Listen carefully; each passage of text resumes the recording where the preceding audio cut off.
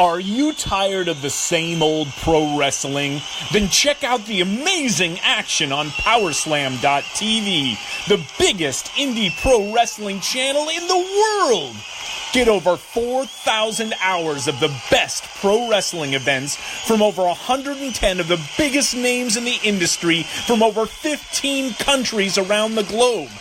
Get your free trial today at Powerslam.tv. The following is brought to you by the Social Suplex Podcast Network. Hey, what's up? This is Jeff Cobb, and you're listening to Keepin It Strong Style. Oh my God, it's Kenta! What? It's Kenta! Kenta's here! There, the crowd sees him! It is Kenta! The Ark has sailed the Pacific! Kenta's on his way to the Cerulean Blue!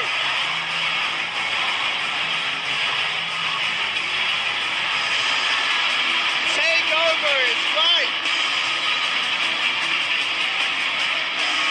And being led by Katsuyori Shibata! A shocking surprise here in Dominion! Kenta stands in a New Japan ring! Yo, this is Rich Latta from One Nation Radio. This is brought to you by the Social Suplex Podcast Network. We present to you the Ace of Podcasts, Keepin It Strong Style. Let's go. It's the Ace of Podcasts, Keepin It Strong Style. Covering New Japan, they ready to hold it down. Jeremy Donovan and the young boy Josh. Come and hit a job out in Barrio the Frogs. From the Tokyo Dome over to the G1. Social Suplex is a network where we can get it done. I'ma chill and let them have it, cause this is just an intro. Keeping the strong style, 6 stars from the get-go, boy.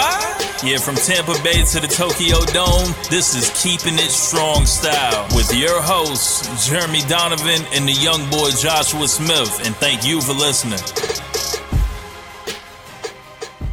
Welcome to Keeping It Strong Style, the ace of podcasts on the Social Suplex Podcast Network. Jeremy Donovan here, alongside the young boy Josh Smith. On today's show, we'll be reviewing the best of the Super Juniors 26 finals, reviewing Dominion, answering your questions, and of course, we'll cover all the latest news in the world of New Japan Pro Wrestling. You can support our show by subscribing to the Social Suplex Podcast Network on the podcast app of your choice and leaving a rating and review. You can also get all the podcasts and columns over at socialsuplex.com. Go to socialsuplex.com/subscribe so I can get all our podcasts and columns delivered directly to your email inbox.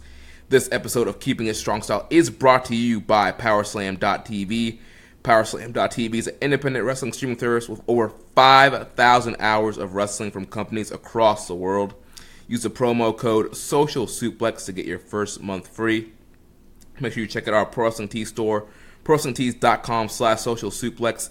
That's where you can get your official Keeping It Strong Style t-shirt. All right. We're back. We are back together. Jeremy and the young boy. It's been 2 weeks, but the Ace Tag Team has reunited. Don't try to get on my good side right now. I know exactly. Do you know what you just did? What?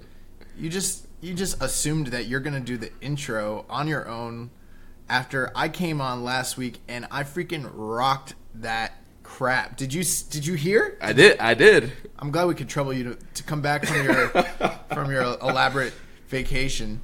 Yeah, I don't understand why you just think you're gonna do all the intros from now on. I've ascended, bro. Like, I'm on Sean. Like, I've had singles matches.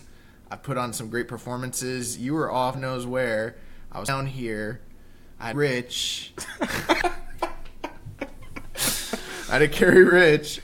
And then you just come back and you think, like, oh, you're going to be the hot tag guy. That's what you think you're going to be. Like, I got to be Ricky Morton. You get to be Robert Gibson. This is ridiculous. Oh, you should have said something that you wanted to do the intro. It should be assumed. You heard how good I was last week. You heard it. The world heard it. Everybody knows. No, that was nerve-wracking. I don't ever want to do the intro ever again. Bro, I screwed it up. Like, remember that time I screwed it up? like the one time I did it. Yeah. This was worse. I kept screwing it up. I was like, this is hard. It's really hard to do. Not used to it. Yeah, man. We got a big show. We got a lot to cover here. But before we do that, anything you want to talk about from your trip? You've been gone a week. So yeah, you seen any good wrestling? Actually, so I was able to keep up with New Japan while I was on vacation. I did watch Night 14, the B Block Finals. I did watch the Best of Super Junior Finals. I did watch. I was able even in NXT Takeover 25. So I was able to watch some wrestling while I was on Australia. They were cool, but I'm happy to be back here in warm Tampa, Florida. Wait, you were in Australia and Canada? Alaska. I'm thinking about Southern Showdown. I was like, I thought you went to when did you go? Did you hit up Chris? Yeah. Did you let Chris know you were there? Does Fale know? Does Hanare know? I was actually, getting some interviews over for Southern Showdown. No, yeah, I got that on my brain. Yeah, Alaska in Canada. But yeah, man, vacation was dope, but I am happy to be back here. I'm excited to be back and doing the show. Shout out to Rich for coming on and covering for me while I was getting my Rich Craich on. And got a couple of comments from listeners that they enjoyed Rich and they want to have see Rich back on again. So in the future, we'll bring back the 3-man booth and we'll get Rich on here again. Who are these listeners? Joel from that we met in New York at the Shimmer show. Nice. That I chat with every once in a while on the Instagram, and there was somebody else on Twitter that said they wanted to see Rich on again. Yeah, I had to run the Twitter while you were gone. That was nerve-wracking. I was like, what do you do with this thing? I was like, I'll just retweet stuff New Japan posts, and then I didn't know. Oh my God, uploading the episode. Bro, posting it to Reddit, like, this sounds like menial tasks. It's not. It was daunting. I was freaking out. I didn't know how to get any of it uploaded. Thank God Rich was here. I had no clue what I was doing. Well, it got done. The episode was great. Thanks, man. Good numbers. Yeah. So, but our numbers have been, like, so strong this year. It's kind of crazy. Yeah, it's been a great year. We've got a goal in mind. We discussed it yesterday. We're not going to say what it is on the air because we got a kayfabe, y'all. But we've got a goal for Wrestle Kingdom 14. Kingdom 14. We got a certain where we want our viewership to get to. So y'all share this crap. All right, so let's waste no time, no more time, because we got a huge jam-packed show for you guys. So much has happened since you've been gone. It's been crazy. Yeah. So first of all, we're going to review the Best of the Super Junior 26 finals that happened last week. So yeah, let's get started with that. Let's get into it. So overall, what's your thoughts on the show overall? Overall, I thought this was a really strong show. I may have potentially, it's tough, but I think I may have liked this a little bit more than Dominion. I think it might even potentially be a show of the year candidate. I'm right there with you. I highly enjoyed this show, and it was definitely tough competition for Dominion. And like you, I think I do like this show just a little bit, not by much, but I think there's some stuff, and we'll talk about it here, that I liked here that kind of made it stand out just a little bit more than Dominion. Yeah. So we'll start off with the first match of the night. And for the undercard, we're kind of going to go through some of this a little bit quicker because we have a lot to cover here. First match of the night, the opener, we saw the team of Shota Umino, Teton, and Dragon Lee taking on the team of Ren Narita, Jonathan Gresham, and Bandito. And I actually really enjoyed this match. I thought for most of the undercard, this was, in my opinion, maybe the strongest match of the undercard. Yeah, I mean, this was very good. I mean, tons of action, of course, featuring guys who were in the Best of the Super Junior tournament.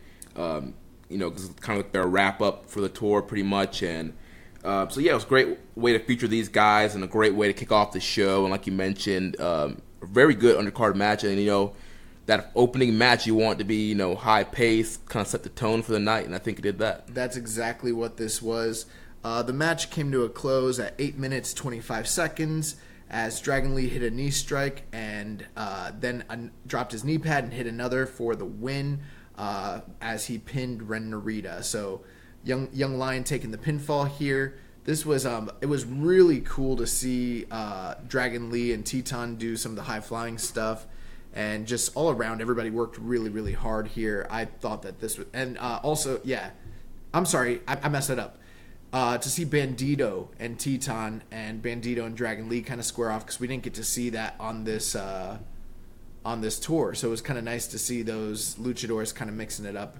And the Young Lions got all their stuff in. Jonathan Gresham was competent. I went like 3.5 on this. I really enjoyed it. Yeah, really good match. The following match, we have Sho, Roppongi 3K coming back together, teaming up with Ryusuke Taguchi to take on the Bullet Club team of Robbie Eagles, El Phantasmo, and Taiji Ishimori. The Bullet Club team gets the win here. This was not a match that I genuinely enjoyed, to be honest with you. And I know what some people are thinking. They're like, oh, here comes the El Phantasmo hate. It wasn't that so much. What I didn't like the ass play with Taguchi. Oh, yeah. I was not a huge fan of that. They did the whole, Phantasmo stuck his thumb up Taguchi's butt. I've seen this got stuff in, like, stuck. DDT. It's like the, like, Japanese puro, like, indie shtick stuff. And I think that comes from, like, anime, right? Probably. I think it's from Naruto. Maybe I'm wrong on that, but I know it's from some sort of anime, and like gets over with the crowd. But I didn't like it at all. Yeah. But it was fine. The real story of this match, though, was the dissension between Robbie Eagles, El Phantasmo, and Taiji Ishimori. Right, and we've been seeing this kind of the whole tournament. We saw it during the match with ELP and Robbie Eagles in the B block, and then we're seeing it again here, where Eagles, he's about to get the win on Sho, but then Phantasmo gets the blind tag, hits the CR2, and he ends up taking the pin on Sho. He gets a spotlight, his music plays, he gets his hand raised, and then, Eagles was not happy about this, stormed off, left Taiji and ELP there, and then there was a backstage promo with all three of them where ELP and Taiji, ELP was saying that him and Taiji are going to get the junior titles around their waist, and then, Eagles like, oh, that's how it's going to be. I see how stuff are, and he kind of stormed off, and Taiji was like, what's his problem? Like, I have no problem with Eagles. He's like, me and ELP are going to win the titles, and like... So. Yeah, and there's a couple interesting notes. So we just discussed on last week's episode how El Phantasmo's his music wasn't playing due to copyright issues. And this past week, El Phantasmo had claimed that he had the rights to the music. Tweet saying that if he got 1,000 retweets on his tweet, that he would allow New Japan to have the rights back to play his music. Apparently, I didn't check this, but apparently he got over the 1,000 tweets because his music was playing on this show.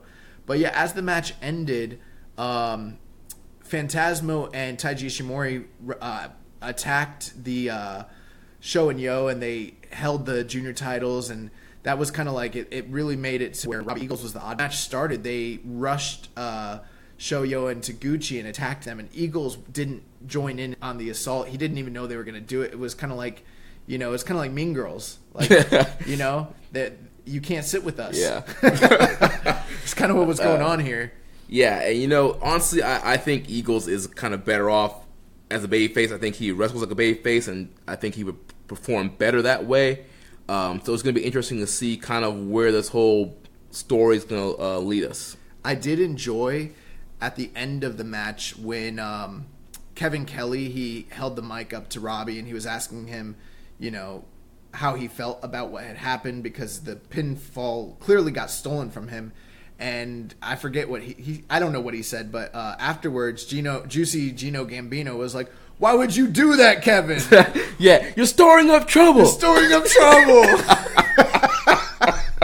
I really enjoyed that. But this is a story that I can sink my teeth into, and I'm very excited to see where we go with this as we get along on the Kazuna Road Tour as well as Southern Showdown, and kind of see where it's leading to. But it does appear that Phantasmo and Ishimori are next in line for Sho and Yo. Well, they are, and we'll talk about that later when we look at the Kazuna Road card. Which is great, because we're always talking about who are the next challengers for this junior title, what's happening in the junior title division. And, this is a great move and a great story. So, and plus, they were a really good team when they faced off against Dragon Lee and Will Ospreay. Agreed. So I'm looking forward to that. So the next match of the night, we had multi-man tag action as Doki, Taichi, Yoshinabu Kanemaru, Zack Sabre Jr. and Minoru Suzuki, the team of Suzuki-gun, took on Tomohiro Ishii, Toru Yano, Yoshihashi, Jushin Thunder Liger, and Tiger Mask, a mashup of Chaos and Seki-gun competitors. Yeah, I mean, this was a good little 3-star affair. The main purpose of this match was to build towards the Taichi Ishii match at Dominion and to continue to add fuel to the eventual Liger-Suzuki one-on-one match. Also to add fuel to the Zack Sabre-Yoshihashi rivalry that's been brewing for a while now. Yeah, and so I'm sorry, I kind of spaced out. So you mentioned Suzuki and Liger, and you mentioned Yoshihashi and Zack Sabre? And Taichi and Ishii. And Taichi and Ishii. Yeah, you're absolutely right. The match basically ended with Yoshihashi working over Doki, hitting a lariat, and then getting the karma for the 1, 2, 3 to the audible groans of the collective audience. No, actually, I think the audience was fine with it, but I did see a lot of activity online where people are like, "You gotta be kidding me, Yoshihashi!" And I was like, G1 season's coming up. What do you guys expect? And also, too, he's a British, undisputed British heavyweight championship match coming up, so they had to heat him up and make him look strong. The real interesting thing, though, as this match ended, although you mentioned that we're building to Taichi and Ishii on this show, as well as Sabre and Hashi, really what was the most heated segment was at the end of the match, the stuff between Liger and Suzuki, who they've kind of cooled this down a bit. We haven't seen them all throughout Super Juniors, and they kind of even had them in other tag matches on the previous tour, even though it seemed like everything was coming to a boiling point. Right. And that all reignited at the end of this match. Right, and once when I watched this show and I finished it, I thought that maybe they would end up announcing it for Dominion. I thought so too. But that was not the case. They were in a tag match, which we'll talk about in a few minutes. So yeah, I'm very curious to see what the game plan is for Liger and Suzuki. When is the show is going to happen? Or are they going to save this for one of the Wrestle Kingdom nights? It's starting to feel that way. At first they started to kind of square off, and then Suzuki really started to walk towards the back, and I was like, oh, we didn't get much there. Then Suzuki came back, and then the chairs started getting thrown, and then he kept leaving and coming back, and Young Lions were in the way, and this is the stuff I like. Like, this is a heated angle between these two guys, and I'm excited for it. Yeah. So next up, we had Los Ingobernables de Japón, Tetsuya Naito, Evil, Bushi, and Sonata taking on the team of Toa Hanare, Tomoaki Honma, Toki Makabe, and Kota Ibushi. Yes, and so the story of this match, we're obviously building to the IC title match between Tetsuya Naito and Kota Ibushi for the Dominion card that's upcoming. Aside from that, that's pretty much what the whole build for this match was, essentially. Right, and then also, too, I think they wanted to make Evil and Strong because eventually we would find out that they'd be getting a tag title match at Dominion. And they were the ones that got the win for the team. They did the Magic Killer on Hanare to get the win for LIJ. They ain't got to look strong. They are strong. Post-match, Naito attacks Ibushi. Yep. Kind of, just adding some more fuel to the fire there. And just, we just know that sparks are going to happen at Dominion. And it's interesting, too, because things between these two have been pretty civil all throughout the interactions they've had. During the title challenges, things like that. Like, there have been teases that there might be fireworks, but there hasn't really been, aside from the in-ring product, there hasn't been too many flare-ups of physicality between the two, and that kind of all came to a halt here as Tetsuya Naito, was ungovernable on this evening. Yeah. So next we had Kazuchika Okada and Rocky Romero representing Chaos, taking on the Villain Enterprises team of the Villain Marty Scurll and Brody King. Yeah, so very, very interesting match here. Quite a few different stories in play. Obviously, Okada and Marty Scurll had that singles match last year at All In, which really played into the idea that Scurll was a junior who wanted to prove he could hang with the heavyweights. Also, the fact that Brody King had been fairly dominant throughout the Best of the Super Juniors tour.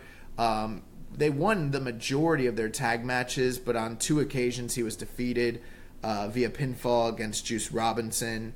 And then Rocky, playing sidekick to Okada here, being his, close stablemate in Chaos, and him having a kind of a revitalizing Super Juniors tournament, just kind of the interactions between these four here. Plus, obviously, Rocky and Marty have quite a history between the two of them, and a lot of speculation about whether Brody would be capable of getting a win here and maybe qualifying himself for a G1 bid, or even the looming specter of whether or not Chris Jericho was going to make his presence known during this match.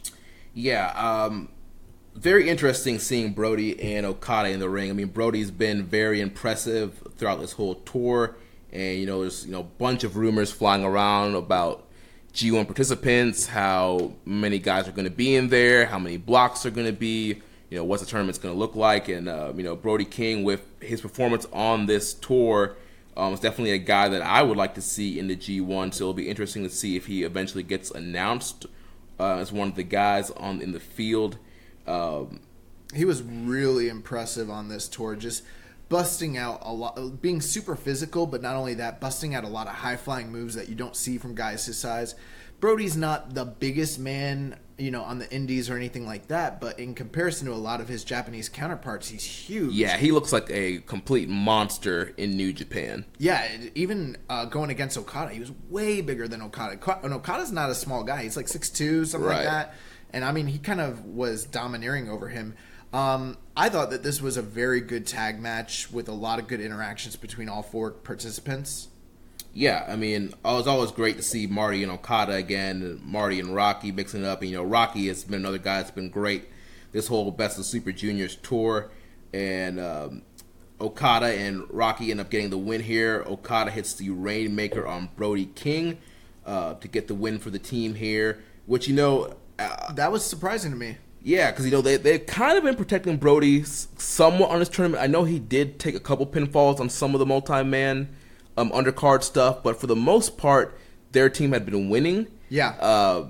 And so especially, if a guy could potentially be in the G1 to already have him lose to Okada right here was kind of interesting, and, not pinning Marty, but I guess it kind of shows how they view Marty, and just they still see Marty as a star and want to protect Marty. Well, I think a couple things come into play here with this decision. I mean, if there was if you wanted to ask my just general prediction on a match like this, normally I would say we'd see Rocky taking the loss here, either to what is Brody King's finisher? I don't even remember. It's like a pile driver thing, I think. Or like a powerbomb kind of thing. So I figured we'd either see him eating the pinfall against Brody, making him look strong, just in general, not in this instance, but in general, if you gave me this matchup, that's what I'd say. Or, eating a chicken wing or that new finisher from Marty. But then again, with Okada being his tag team partner and him having to look strong going into Dominion, you got to figure Okada's team's winning. At that point, you got to figure in your mind normally, well, LOL, Junior's taking the fall, which means Marty'd be eating a Rainmaker or getting pinned by Rocky, but that really wasn't the case here. And I think a lot of that has to do with the fact that Marty and Brody are teammates on Villain Enterprises, and obviously with Marty being the figurehead and one of the top stars in Ring of Honor, whether he's considered a junior in New Japan or not, he's not going to be the guy taking the loss in a situation like this. It's going to be Brody, which kind of tells you where Brody is in the hierarchy. Right, and even though Marty has not been in New Japan as often as he's been in previous years, I still think they value Marty and see him as a top guy. Former IWGP champion. He's done amazing stuff in the past. So can you mention that pecking order? He's still ahead of Brody in their minds. And then plus here you had to make Okada let him shine heading into the title match. I liked this decision just because it showed Okada, hitting the Rainmaker and standing tall over a daunting and intimidating heavyweight figure. Even if he's a little bit untested in New Japan, it was kind of just an emphatic way to cap off this win, which I thought was a good decision. I liked it, actually. Yeah. So following the win, we had a video from Chris Jericho asking Okada to come out and play. He says at Dominion, it's Rainmaker versus Painmaker, and Jericho will beat Okada to win the title. Then Okada cuts a promo, and he says the title isn't a toy to be played with, and he asks, what the hell is a Painmaker anyway? Yeah, I was kind of wondering the same thing, too. I love that, every time Jericho's in New Japan, he has a different nickname. Yeah. He's the Painmaker. He's the Alpha. He's the Alpha. He's evil. Yeah, he's evil. something too I like about this post-match segment was just the fact, like, as soon as the video went off, like, Okada, like, quickly, like, turned around to check to see if, like, Jericho was going to be there. You know, he's a smart babyface, smart champion. He knows that when Jericho is in a feud with somebody, that he jumps out of nowhere. And so he was kind of, like, quickly looking around, making sure that Jericho was going to jump him. Yeah, because the lights had gone black, so you would have anticipated some sort of interaction between him and Jericho.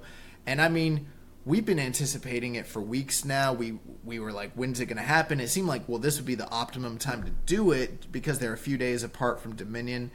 No sighting of Jericho, just the video.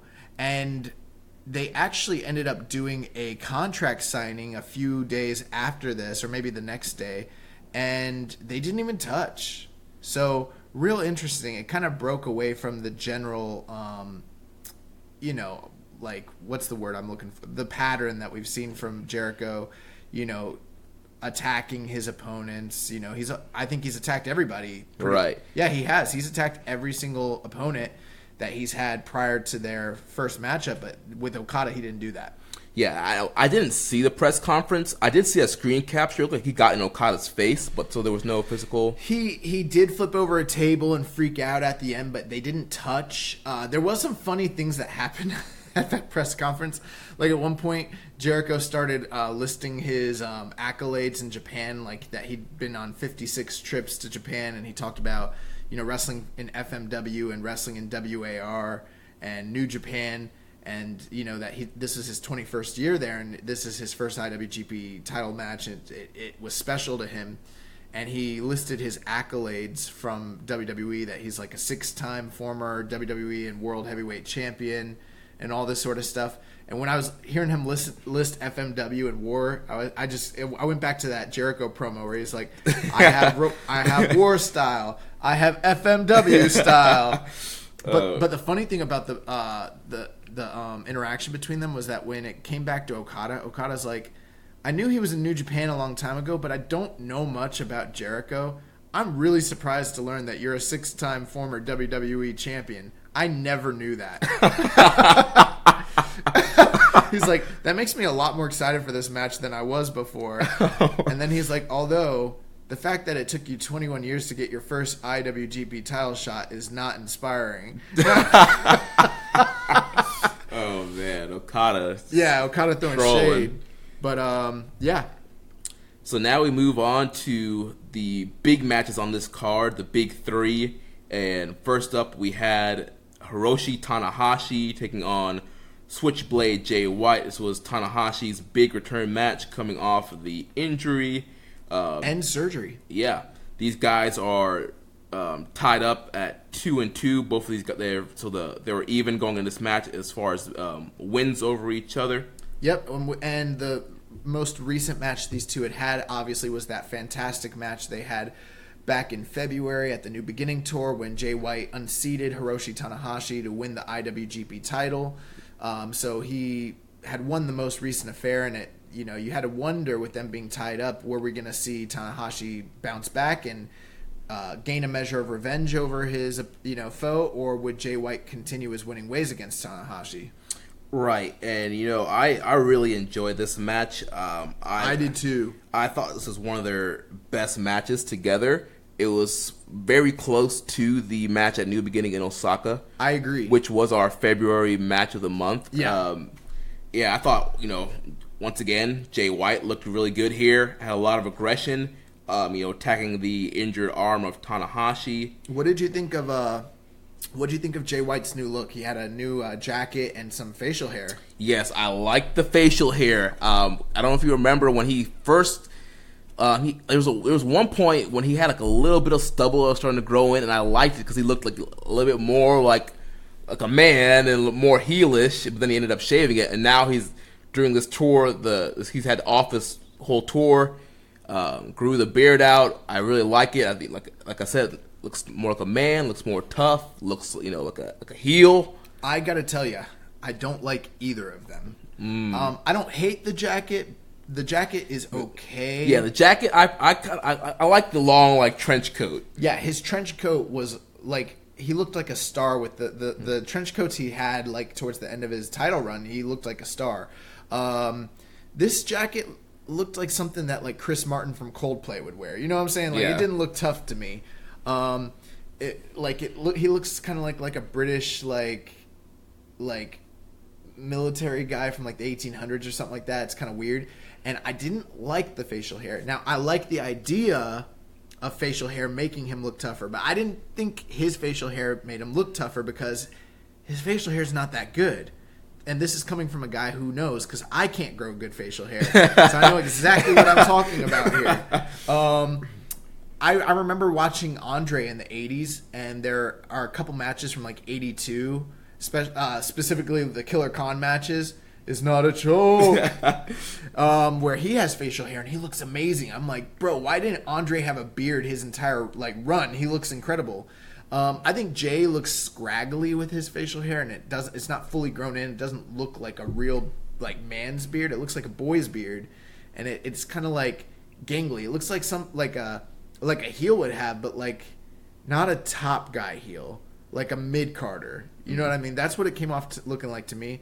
It didn't like hinder the match for me, and I don't think it's gonna hinder him. But I saw it and I was like, you might want to shave that, bro. You might want to just call it quits on that. I don't know. I liked it. I guess we'll see. We'll see what. I think a lot of people did, to be honest with you. So I think I might be alone on that. But yeah, let's talk about the match here. You know, like I mentioned, Jay White had a lot of aggression in this match. Obviously, there was a lot of targeting the arm in this match. Tanahashi, even though he kind of seems to be hanging on by a string and falling apart, he played a great babyface that was under fire and trying to come back. Yeah. From these attacks coming from underneath. Yeah, I think part of the match, something that bothered me just slightly, but I don't know what your opinion is on this, Jeremy. He did legitimately just have surgery on his arm. It's widely publicized, so it's like, okay, Jay heavily targeted the arm, as you just said. Do you think that they should have had him target a different body part because his arm is actually hurt and it's not a good idea to exasperate a pre-existing injury? Or do you think it's better for him to continue to attack that body part because we know that it's already injured and that makes the most logical sense? I think it's better to attack the arm. I mean, if I was wrestling, excuse me, if I was a wrestler and my opponent is coming in with a injury or recovering from an injury, that's the body part I'm going to attack. Do you think that maybe they should have kayfabed what the injury was and maybe created a fake injury so that they didn't have to work the arm? Because you always hear stories about wrestlers being like, protect my shoulder out there, brother, protect my knee, blah, blah, blah. And instead they focused entirely on the arm. And I got to tell you, some of the stuff, a lot of what they did was safe, so I'm not saying like, oh, Jay White's an unsafe worker, but he was real vicious. And it, like, maybe I'm just a mark and I'm buying into offense that was totally safe, but some of the stuff he was doing looked like it was damaging.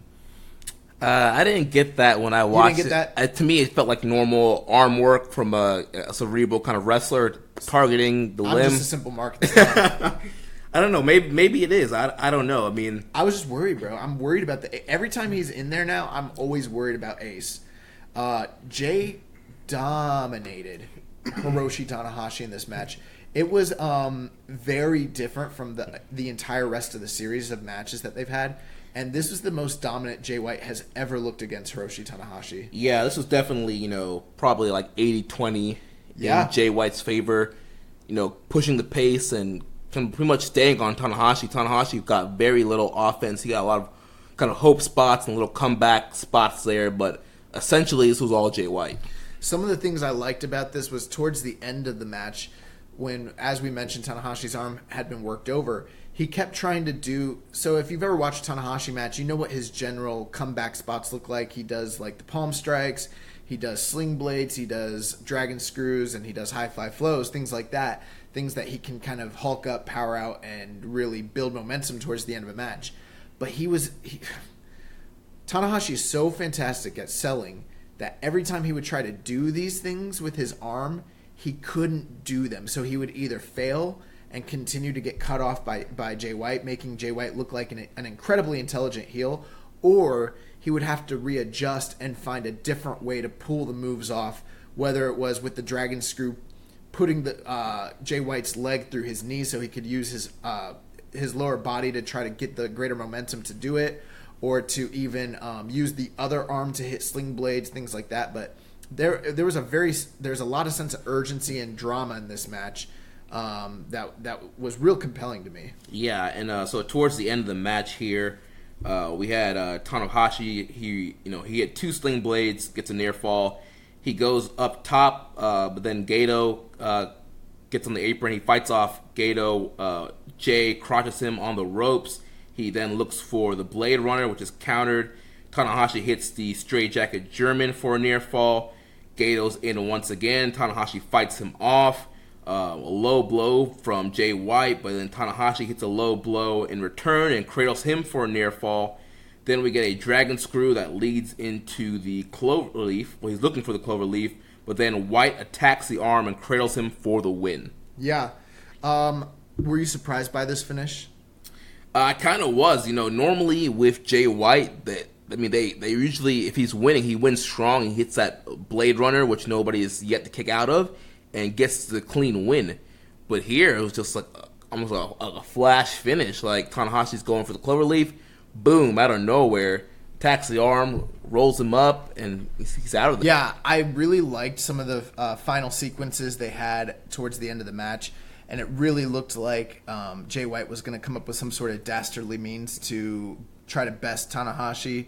They also gave you the feeling that Tanahashi was going to prevail through his guts and his determination, even though the odds were stacked against him. But, the work that Jay White did earlier in the match to attack the arm paid off in dividends, and he was able to basically exploit that at the end of the match and utilize it to get a roll-up win. And I actually really liked the finish of this match. Yeah, it's kind of a different way of using the body part. Normally when you have a body part that's hurt, you attack it and you apply a submission, and that's how you get the win by making them tap out. But here, he attacked the arm to get the pinfall. Yeah, he did what you see a lot of times, especially in older wrestling. We all kind of are a little smarter towards MMA now. We all kind of know what a Kimura or a key lock armbar is. Back in the day, you would see guys use key locks in pro wrestling, and no one knew it was an actual shoot hold. They just saw that it was like a regular lock, and then they would usually turn the guy's body and get a pin off of that. You even see that, I believe, in a lot of like folk wrestling, that sort of thing. And that's what he did here. He used an actual shoot key lock to turn his body to get him to wince in pain, and then utilize that to exploit and pick up a roll-up win. I thought it was very brilliant. The post-match interview with Tanahashi, did you see that where he was crying? I didn't see the full thing. I saw the clips of him crying, but I didn't like get the translation of what he said. Man, it's real compelling stuff, because obviously Tanahashi came out here, and I think you can make the argument he might have had one of if not the largest pop of the entire night in Osaka. I mean, he was he's been gone for a while. People have been worried about him because of his injury and all that. He's been on the downside, taking losses to Zack Sabre and Jay White and all this sort of stuff, and they thought, like, the ace is back. He's returned. Mm-hmm. That's what we're used to. This time of year, Tanahashi comes back, and we're getting ready for G1. He starts going on a winning streak. Dude, him losing in front of all those people and him coming off of that injury and then getting it re-exploited and him selling the injury, during the post-match, he was just like, I'm sorry, disappointed. He was crying, first off. It's like seeing Tanahashi cry is like seeing your dad cry. Yeah. It's like terrible. You never want to see that. Oh my God. And then him being like, he's like, the fans have always like supported me and kept me going. And I'm kind of paraphrasing. He's like, I've always been able to use my fighting spirit and determination to continue to overcome, but there comes a day where that doesn't work anymore. And like you're starting to like, they do this all the time. I know they do this every year. Like for years now, we've been talking about like Tanahashi's looking a little washed, but like this is starting to feel kind of like a work turned into a shoot. You know what I'm saying? Like it's starting to feel real. Yeah. We'll talk about his Dominion performance and how he looked there, but yeah, man, you got to question, and it was the same thing like last year. We questioned, how can Tanahashi, survive a G1? He ends up winning the G1 and main event of Wrestle Kingdom and wins the IWGP title. But he's looking really rough here, and once again, maybe he's just a master worker, and maybe that scar was put on by a makeup artist or something. But he has us worrying again. And is he going to have another standout G1 performance? There was a really funny meme that I saw that it had a wife in bed and they're laying back and she's looking like over her shoulder, like wondering. And the caption said, "I wonder what he's thinking about. Probably other girls." And then it says him. I wonder if Hiroshi Tanahashi's going to be healthy enough to compete in the G1. Yeah, man, it's going to be interesting to see how his G1 turns out this year. So let's get to the semi-main event. It's just you talk about it, Jeremy. Like, I don't know what it is. I'm so excited. Yeah, so we have the IWGP US Championship on the line. The flamboyant Juice Robinson taking on the Death Rider, Jon Moxley. Dude, I love that. Dude. I love that nickname. I love the Death Rider. I love the whole bar aesthetic that he used in the promo video. I love his look. Let's talk about his look. He's Jon Moxley. So his first New Japan appearance. I mean, we saw him at Double or Nothing AEW, but this was his first matchup. Bro, I hated his... Remember I said this to you? I hated his look. I hated his gear at AEW, and I was like, I hope he doesn't look like that. Like, it was giving me real, like, Sami Callihan type vibes. Like, I feel like there's a million... Not that it's terrible, but there's a million guys on the indies now that kind of look the way that Moxley looked at Double or Nothing, and I was like, I hope he doesn't look like that. This was a swift departure from that. Yeah, so he still had the Mox jacket that he wore, but then he had short wrestling tights, plain, no name, just a little like barbed wire, kind of gold barbed wire on it, and he was wearing wrestling shoes. Not long boots, not short boots, traditional wrestling shoes that you would wear in amateur, high school, college wrestling. This man looked like a shooter. He was there for a fight. I love the look. I love that he kept the Shield entrance coming through the crowd. Bro, the way when he was coming through the crowd and the way he just paused at the top, like, it just looked like, oh my God, this man's a star. Yeah, I love the Shield entrance at WWE because it was different. They were the only people coming out of the crowd. It set them apart. It made them different. And once again, it's working right here in New Japan. Iska was pretty much one of the only people that kind of came out of the crowd in New Japan in recent years. So not many people do it. So Moxley the modern Isuka. coming out here, it's different. The Japanese crowd was kind of buzzing and oohing and awing as he walked through the crowd, all of them trying to touch him as he made his way down to the ring. Yeah, his music started, and they had a Titantron, for lack of a better word. They had the giant screen video. And I just wanted to point this out. I don't know if anyone agrees with me, but the opening guitar intro sort of sounds like the beginning intro to Dove's Cry by Prince. Like, it kind of sounds like that. Like, I'm ready for it to be like, maybe I'm just like my mother. But did you like his new music? I'm not 100% sold on it yet. Yeah, I like the guitar entrance, but once the actual music starts, I don't know. Last week we closed the show with the VTR music that he had, which I actually really liked, but I think he needs something a little more like impactful or like something with more and maybe energy. it'll grow on it. But like I loved his just actual entrance so much. I did too. The music didn't really bother me whatsoever. And we also got to talk about Juice Robinson's appearance. Yes. So he cut the locks. Yeah, he did, and he came out with that. That green outfit, the one that I always say looks ridiculous, that I hate. But he had that headdress on, so he kind of just looked like Juice. He came out looking real serious, game face on. He's not being flamboyant. He's not playing up to the crowd. He's not dancing. He's not bouncing. He's all business, big match Juice.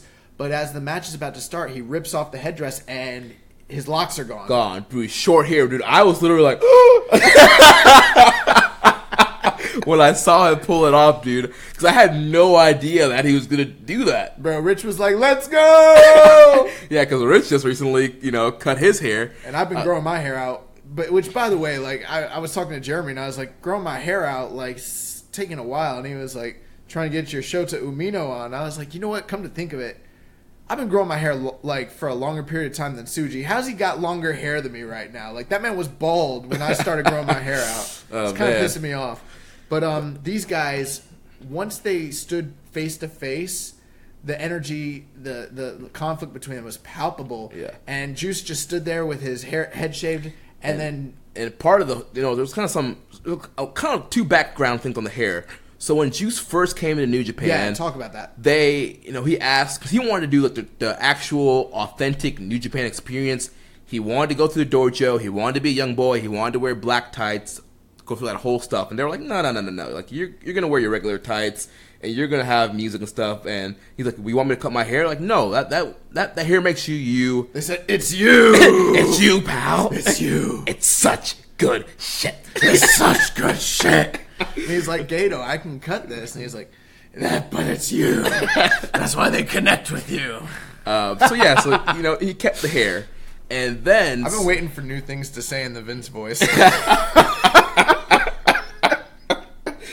And then, post-match, he talked about cutting his hair. He's like, that was like the final, like, death of CJ Parker. Yeah. Like, there is no more ounce of CJ Parker left in him. The hair was like the last, like, resemblance of his former life as CJ Parker.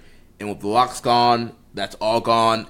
All business. No, there's not an ounce of CJ Parker left in him. He's Juice Robinson. He's here for business, and he wants to be a star in New Japan. And this is significant because these two guys had history dating back to their FCW days. How pronounced that history between them is, I don't know. It seemed like they only had a couple matches in their whole time in developmental. Yeah, but I love that they played up to it in this story. Yes. On commentary, talked about, the rivalry, and, even in the press conference, Juice was like, I was pretty much a young lion. I'm not the same 22-year-old you face. I'm a completely different guy. And so I think him cutting his hair off was, like you said, it was the last vestige of his old self. And it's like, you're in my house now. You're in New Japan. This is Juice's house. Whose house? Juice's house. But this match kicked off, and bro, I freaking love this match. Bro, I love this match too. This was excellent. It was an intense battle. It was so great seeing Moxley, rejuvenated. You can just tell that, he was motivated, and then the creative juices was flowing, and he was being himself. He was being the vision of what he's always seen himself to be as a professional wrestler, and I loved every second of it. Bro, they just started brawling, and they started throwing strikes and throwing forearms, which I was expecting that. What I wasn't expecting was when Moxley threw a V-trigger, and I was like, oh my god. And it's like biting the eyebrow and like punching the eyebrow, trying to get hard way blood. They freaking spilled to the outside of the ring. You see the suicide dive from Moxley. They go into the crowd. They're just all over the place. And I'm like, dude, we're not even 3 minutes into this, and we're on pace. Yeah, and then, Juice goes on top of the stage and does a big dive there. Oh, that dive, dude, he had all the young lions and Moxley down there to catch him. But he overshot it. I don't know do you think he overshot it? Because it seems like they weren't in place. I don't know. Well, I guess it could be either like they were too close or he overshot it. Either way, yeah, he's the one who had to pay for it. Last bump. Because he barely grazed one of them, and then he just landed straight on the cement, and I was like, oh my god, Juice just broke his tailbone. Like, that was vicious.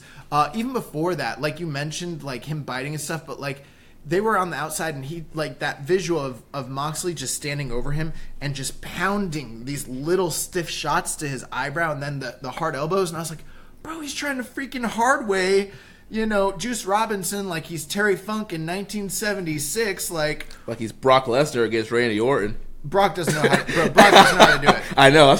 But Terry Funk knows how to do it, and I'm like, oh my god, this is so old school. Like, and they eventually did do it, but like it obviously wasn't to the same degree that a lot of those older guys were masters of it.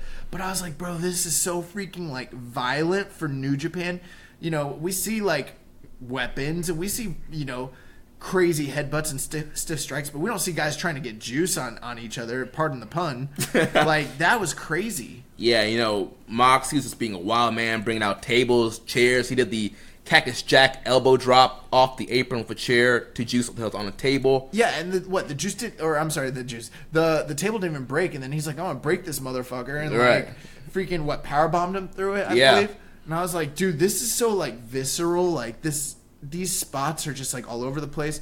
Juice, even though he didn't have the majority of the offense, just his baby face like fire and him coming back is very reminiscent of the Jay White match in the Cow House. But I thought this match was better than that match. Yeah, and actually it was the Juice that powerbombed Moxley. Oh, my bad. Because Juice, he tried to cannonball Mox on the outside. He had the table set up against And the the barricade. table didn't break. Well, they both had spots where they tried to break the tables and the tables didn't break, and then they had to do additional stuff. They both had spots like that. Like, like I was like, these guys are determined to just like hurt each other and put each other through crap. Like, Yeah, it's awesome. Mox suplexed him through the table. That's right. Yeah. That's right.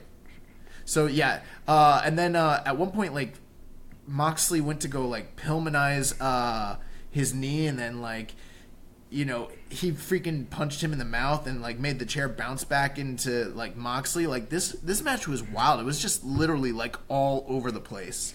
Yeah, you know, it comes down towards the end. Juice, he hits the big left hand of God. He goes for the pulp friction, but it's countered. But then Juice cradles for a near fall. They exchange clotheslines, and Moxley hits the Dirty Deeds for a near fall. / Death Rider is what I think he's going to be calling it. Yeah, I wasn't 100% sure if he was actually calling it that or not. But it's the double arm DDT that he was using in WWE. But then he falls up. He does a elevated version of the Dirty Deeds on Juice and gets the win here. And Jon Moxley is your new IWGP United States Champion. The real United States champion. The AEW United States Champion. But I thought it was great that he hit that Dirty Deeds and then Juice actually kicked out of it. And you were like, oh my God. Yeah, like, I popped. I was like, oh. Yeah. And then he was like, oh, try kicking out of this. And he freaking spiked him. And I was like, oh. Dude, it was almost like an Angel's Wings DDT. Bro, it was so cool. Like, I hate the double underarm DDT. I didn't like it with Cactus. Bro, Mick Foley's one of my all-time favorite wrestlers, and I've never liked that. I didn't like Foley's, but I did like the Dirty Deeds, though. I've never liked the Dirty Deeds. I've always thought that it looked like crap. I've never been a fan of it. But this elevated spike version, now that looks like a finish, and I'm like, oh, this is tight. So like, it's cool because it's like a play on his old move, but it's a redone, more violent version. It's kind of like who he is. He's like a redone, more violent version of his old self. And like, this was just, bro, this was so great. Moxley was motivated, in great shape. This was like the debut of his life. And then like Juice just being like the baby face under fire, just trying to, you know, prove himself here. And these two guys putting everything on the line. I loved this match. Yeah, I mean, it was such a great plunder brawl, which made it stand out from the rest of the show. And just Moxley was great. Juice was great. We had a question from Sir Sam. He said, how freaking good does Jon Moxley look in New Japan? I had my concern, but he fits so damn well. Dude, the moment that Jon Moxley walked out, because he was wearing like the wrestling shoes and this was so violent and all, I'm not trying to say that Jon Moxley is Inokiism, but he looks like that. He looks like that era, bro. And like, as soon as guys in the group thread saw this match, they were like, I want to see him wrestle this guy. I was like, dude, bump that. I want to see him wrestle like 2002 Nagata. I want to see him wrestle Minoru Suzuki. I want to see him wrestle Murakami. I want to see him and Bob Sapp and you know like Don Fry. Like, I want to see like him in that era. Like, I want this Chono match, you know? He does look like he fits here. Absolutely. Yeah. Like, I've had so many doubts about him and fears. I can't say that they're completely alleviated, because I think there could be some we'll talk about it, but he knocked it out of the park here. Yeah, this was a home run, straight out the park. Just great stuff here. You know, Juice, he's kind of been in some dead-end feuds with the U.S. title. You know, Trent Beretta, Chase Owens, Bad Luck Fale. Really hasn't got anywhere. I mean, he got some wins there, but... Yeah, this title run, I wouldn't call it anything inspiring. Like, when people were saying that he had all these title defenses, I was like, when? I like kind of forgot that he even faced all these guys. I mean, those things were just nothing you could sink your teeth into. I mean, there weren't really... They were like decent matches, though. Right. I mean, there were decent matches. There wasn't really any in-depth stories behind them, really. Maybe the Chase Owens thing, because he beat Juice in the New Japan Cup. But they were kind of your standard kind of title match stuff. But here, they brought the story, the FCW past, and then just the whole story of John targeting Juice throughout the end of the Don Taku tour, the whole Best of Super Juniors tour. Bro, I'm more excited for Juice coming out of this match in the loss with how great his performance was. I'm more excited for him in the G1 than I would have been had he had another just so title match and he was still champion. Like, he looked better in defeat than he would have, with most of his other performances. Yeah. I thought this is the performance of his career, and I thought this is the performance of Jon Moxley's career. Yeah. And, Juicy cut a great backstage promo, kind of talking about, the cutting the hair and just how tough Jon Moxley is and just how kind of his mindset. And, great. Juicy is an awesome promo cutter. Now, just to be a little bit fair and even on this, I will say this, and to take nothing away from this performance, because I thought this match was incredible. Take away all the violent spots and all the brawling and the outside stuff when it's just bell to bell on a regular, like let's say, for instance, a regular G1 style match. I still have some cause for concern when it comes to Jon Moxley, because I don't know if he can do that style of match just yet. It's not to say he can't, but I did see some awkwardness, and I think that he probably will be great in this company and have fantastic matches, but I could see the potential for him in, like, say, a Taichi or a Naito, or maybe even, as much as I want to see it, like an Ishii, where maybe he doesn't have great matches with those types of guys. So I'm still waiting to see if he can prove himself on that level with these guys. But this was a great match. I'm 4 3/4 on this match. Dude, I was 4.5, but I mean, I could be convinced to go 4.75. But yeah, I love this. And this is my leading candidate and contender for Fight of the Year. Yes, definitely. Yeah, Strong Style Fight of the Year. For new listeners, we do have year-end awards like many other podcasts and websites, and we do have a category called the Strong Style Fight of the Year. And yeah, right now this would be the leading candidate. It's reserved for matches that are not only great, but that are the most viscerally violent, and that violence is put to the forefront before, say, just the overall match quality. So on this card, for instance, it's the most violent match, so it would be a contender for that award. But I loved this, and I'm excited for Moxley in New Japan and Juice. So let's talk about this, the main event, man. Yes, the best of the Super Juniors 26 finals. The Dragon, Shingo Takagi, taking on the aerial assassin, Will Ospreay, the A block winner and the B block winner, clashing here in this epic main event. And man, this was a hell of a match.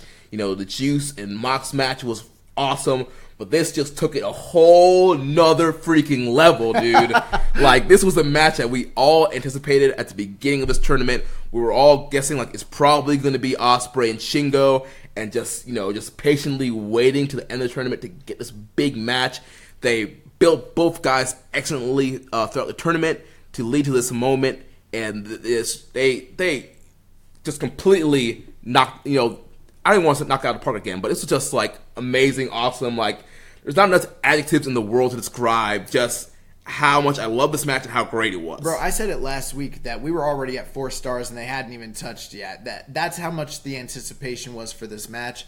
Ospreay came out with a freaking sword. Yeah, he said he was going to slay the dragon. He was going to be a dragon slayer. Had the sword out, pointed right in Shingo's face, like, bro, I'm coming to chop the dragon's head off. And I thought to myself, he's going to need it to beat Shingo. Because this man is for real. Bro, the build to this match was just so excellent. It's the match that everybody wanted. It's the match that we were predicting. Every time people would ask us, what's going to headline, I was always like, I don't know for sure, but I think it's going to be Shingo and Will Ospreay. And that's what happened here. And this match blew me away, bro. Yeah, dude. I mean, the pacing of this match was just great, from the opening lockup to the very end. And there's so many just awesome spots and counters and transitions and false finishes. These guys are two of the best in the world, and they proved it here tonight. Yeah, one of the things that happened that I thought was really, really cool, towards the end of the match, Shingo actually bust out the Made in the Made in Japan. Which Kevin Kelly actually called the Last of the Dragon, which they're very similar moves, but I don't think he's as familiar with like his that was his finisher when he was in DDT and on the Indies. And I was like, oh my god, he's doing the move. And when Will kicked out of that, I was like, bro, that was like seeing when AJ like first started busting out the Styles Clash in WWE, and you knew that was his finish. Yes, yeah. And then guys kicked out of it. You're like, oh my god, like this had that same effect, and I was so blown away by that. Yeah, and it's funny, like when he got him up for the Made in Japan, it looked like he was going for the Last of the Dragon, but then he had to like midway up. He's like, wait a minute, I can do the Made in Japan, and just like dumps him on his head. Yeah, and then there's one point where like Ospreay hit a 630, and then a shooting star press. Shingo kicks out. He hits a Robinson special and an Oz cutter. Still gets two. Like, Shingo was a juggernaut. He could not put away. He tried to go for the Stormbreaker, and Shingo powered out. They just started trading strikes. Like, it took so much for any guy to get the upper hand on either one. Yeah, I mean, obviously Shingo was kind of outpowering, and he had the power advantage over Ospreay, but Ospreay, especially early. Yeah, but Ospreay had the speed advantage. And honestly, the conditioning, and that was kind of a big story here. Yes. So Shingo in this whole tournament pretty much only had 2 matches that went over 20 minutes, where Ospreay had like 5 matches that went over 20 minutes. Yeah, he had the most clocked ring time for the entire tournament, for in-ring time out of everybody. And, Shingo was coming off a difficult match against Takagi, but it was 2 nights prior, or however many nights prior. Taiji? What did I say? Against Takagi. Oh, I'm sorry. Yeah, against Ishimori. And that was in the A block, so it was earlier, and it was a shorter match. And then you have, Will Ospreay going life and death with Taguchi just like, 1 or 2 nights prior. So he's wrestled a lot more. He's had a lot more ring wear, a lot more damage, and a lot less time to recover going into this match. Yeah. So most of Shingo's matches, man, he was able to, outpower his opponents and, get them done quickly compared to some of the other, longer semi-main and main events. And, Ospreay being the Iron Man, he had to go the distance in a lot of his matches, so he had the experience of wrestling these long matches where you can kind of tell towards the end, like, Shingo was, like, kind of tiring out. There was not as much strength behind those pumping bombers because he's gone longer than he's ever gone in New Japan. There was a point, though, after he hit the Made in Japan, where after he kicked out, he leveled Ospreay with 2 of the sickest pumping bombers you would ever see. And I was like, oh, is that it? Like, I know he doesn't always win with pumping bombers, but they had me biting on it. And then Ospreay kicked out, and I was like, this freaking match. Yeah. Oh, man. Yeah, so good. So, yeah, towards the end, Shingo fires up, hits a pumping bomber, which just freaking kills Ospreay, but only gets a 2 count.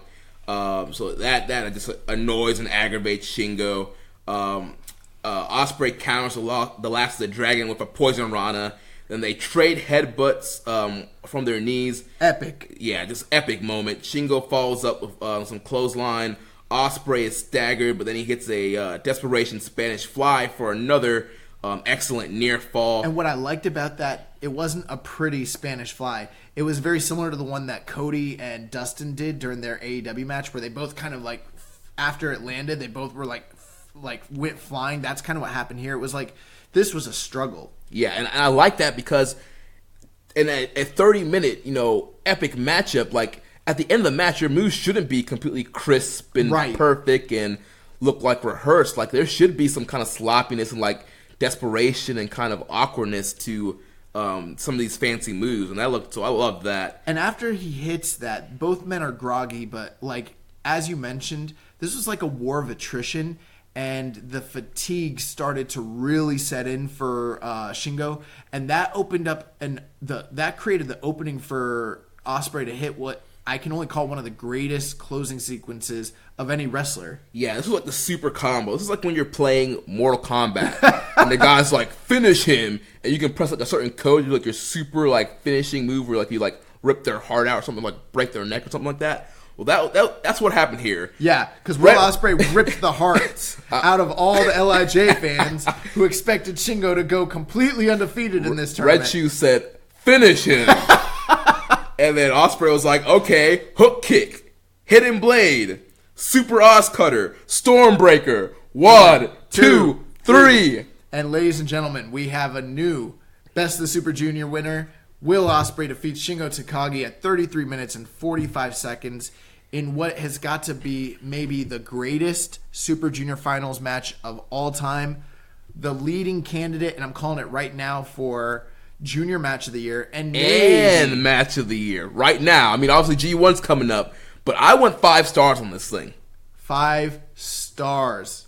I think Dave went, 5.75? That's not real. 5 stars.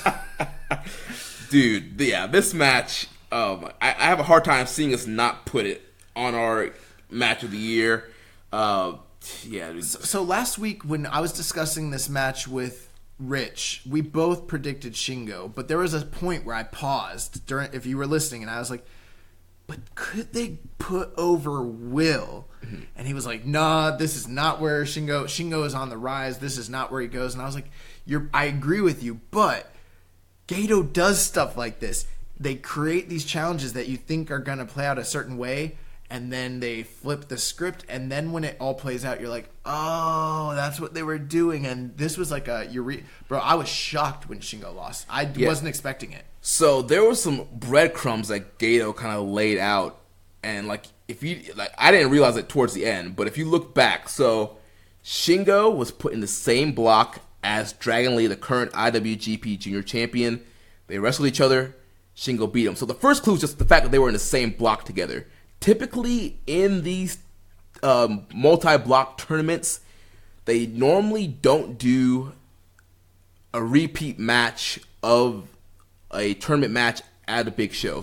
So for example, like in the G1 Climax, you're not going to see 2 guys that face each other in the A block be the main event of Wrestle Kingdom. I think the Wrestle Kingdom rule is a little bit more solid than this. I don't know. I'd have to look through history. I don't know that they've never done it, but you're right. It's very rare. Yeah. The other thing too is that by him beating Dragon Lee, he has a title challenge in his back pocket, regardless of the outcome of this match. Right. Because he beat him in an emphatic fashion, and he went undefeated all throughout the entire block. So that kind of tells you a little something that I wasn't kind of considering. Right. And then, once him beating Dragon Lee, it's like, so are they just going to do this again at Dominion and just him beat Dragon Lee again? And you had mentioned that on the show, and I was dismissive of it a little bit. I was like, I don't know. But, you brought up a great point, and I should have paid more attention to what you were saying. Yeah, I don't know if I said it on the show, but I remember saying it to you while we were watching stuff. I was like, don't you think it's kind of weird that Shingo and Dragon Lee are the same block if Shingo's winning this tournament? I was kind of, I don't know, Shingo's got a Shingo, you know what I'm saying? So yeah. Everybody's got to get these hands, you know what I'm saying? That's what's got to happen. But what they were doing here was, they built up Shingo as this unstoppable monster. It's a wrestling trope that's been used for decades now. They did it with Hogan. They did it with Cena. They did it with Bruno. They did it with Inoki. They build up these monsters, these guys that seem like they're unconquerable. Even like Vader and Sting. You think about these guys that just come through the territory. They're monster Shawn heels. Michaels, with Vader also. Psycho Sid, Diesel. All kinds of guys. And then you realize that they're building them up so that they can elevate the guy that the company is getting behind. And we've been talking about Will Ospreay all year, as such we should, and then it suddenly makes sense, they elevated Shingo so that they can elevate Will. Mm-hmm. Both guys are over, both guys have big plans, but they built up Shingo not so that Shingo could go undefeated and have this monster junior run, but so that Will could defeat him and get elevated and be a bigger star in the process, and it makes all the sense in the world. Yeah, and I know some people might be, kind of sad to the point that Shingo lost. I don't think this loss hurt Shingo at all. He lost in an amazing effort. Like you mentioned, he still has a title shot in his back pocket. And, clearly, as we saw on Dominion, there are big things planned for Shingo. So a couple things in the post-match. Will Ospreay cuts maybe the promo of his life, just super over with the crowd, super babyface. And he mentions that he's going to be moving to Japan. He talks about how he's been splitting his time between Japan and all these different indies, and he really needs to cut down on that because those smaller companies don't need Will Ospreay. Europe doesn't need Will Ospreay. Ring of Honor doesn't need Will Ospreay, but Japan needs Will Ospreay. And he said he's going to carry this company on his back. And that was like, man. And then he also talked about, he wanted to thank all those that came before him, and he misses Hiromu, and he wants to fight him, and he wants him to get better so he can come back and challenge for the title. He also says that he's moving to Japan. I said that. Oh, you did? Oh, my bad. I missed that. Yeah, he said that, he's spoken Japanese, said that, Japan's his new home, that he's moving to Japan, that he wants to take New Japan worldwide, and he will face anybody to do that. Awesome. Awesome. We had a question here from Rachel Patton. Rachel, our good friend. Yeah, from Georgia. We'll be seeing her and Megan and Jennifer at Fighter Fest and Fight for the Fallen. We will. Yeah. So she asks, thoughts on Ospreay being positioned to be the new Kenny for the Japanese audience. I've seen that thrown around by several people lately and have to admit I had the thought too when he spoke Japanese in the ring post-match and was saying Japan is my home. Yeah, absolutely. There was a lot of like humbug about the fact that earlier in the year Jay White had been positioned as like the top gaijin, and obviously the company is very behind him, kind of pushing him, and the allegations that he was getting Kenny's booking through April, which is pretty much what ended up coming to pass. Mm-hmm. And a lot of people are like, they shouldn't be going with him, they should be going with Juice, or they should be going with XYZ wrestler, different gaijins, or Saber. But Will was the predominant name that most people named. Like, how could you choose Jay when you have Ospreay? But the reality is like, and they are still going with Juice. Obviously, Jay. We saw him do fantastic on this card and get a big win over Tanahashi. But that role is the top heel role in the company, which is very different from what they're doing with Ospreay. They're positioning Ospreay to be what Kenny's last role was, as being that top gaijin babyface. And I gotta agree, I think that's exactly what they're doing with him. Yeah, definitely. They're, losing Kenny, that was a big loss for them. And so now they have Ospreay, who's just as a great of wrestler. He's learning the language. He's moving to Japan. They still have plans for the Western expansion. So I think, Ospreay is going to kind of, fill in where Kenny left off and be the face of the Western expansion. Bro, Ospreay has shown his ability to have great matches with any number of type of opponents, whether it be in the heavyweight division, whether it be in tag matches, whether it be in multi-man matches, whether it's, in the juniors. When the time matters, this guy is he's an incredible wrestler. And we also forget to mention that he hasn't been wrestling that long. When he broke on the scene in 2015, he'd only been wrestling a couple years. We're 3 years removed from that, so it's he's been wrestling 5-6 years, and he's the premier athlete and in-ring performer in the sport right now. Yeah, it's just incredible. Yeah, dude, Ospreay is just on a whole another level right now, and I'm just looking forward to things that he has planned for this summer. Which we'll get to that in a few minutes. But so we need to talk about Dominion and give our review of that. But before we do that, let's do a quick rundown to close out the Best of the Super Juniors. So as Jeremy came home late last night, we kind of prepared and we decided we didn't want to take up too much of your guys' time when it came to our final review. So we actually came up with collective grades and ratings for all these different guys in the block. So these are the official Keepin It Strong Style grades for all the competitors in the Best of Super Juniors tournament.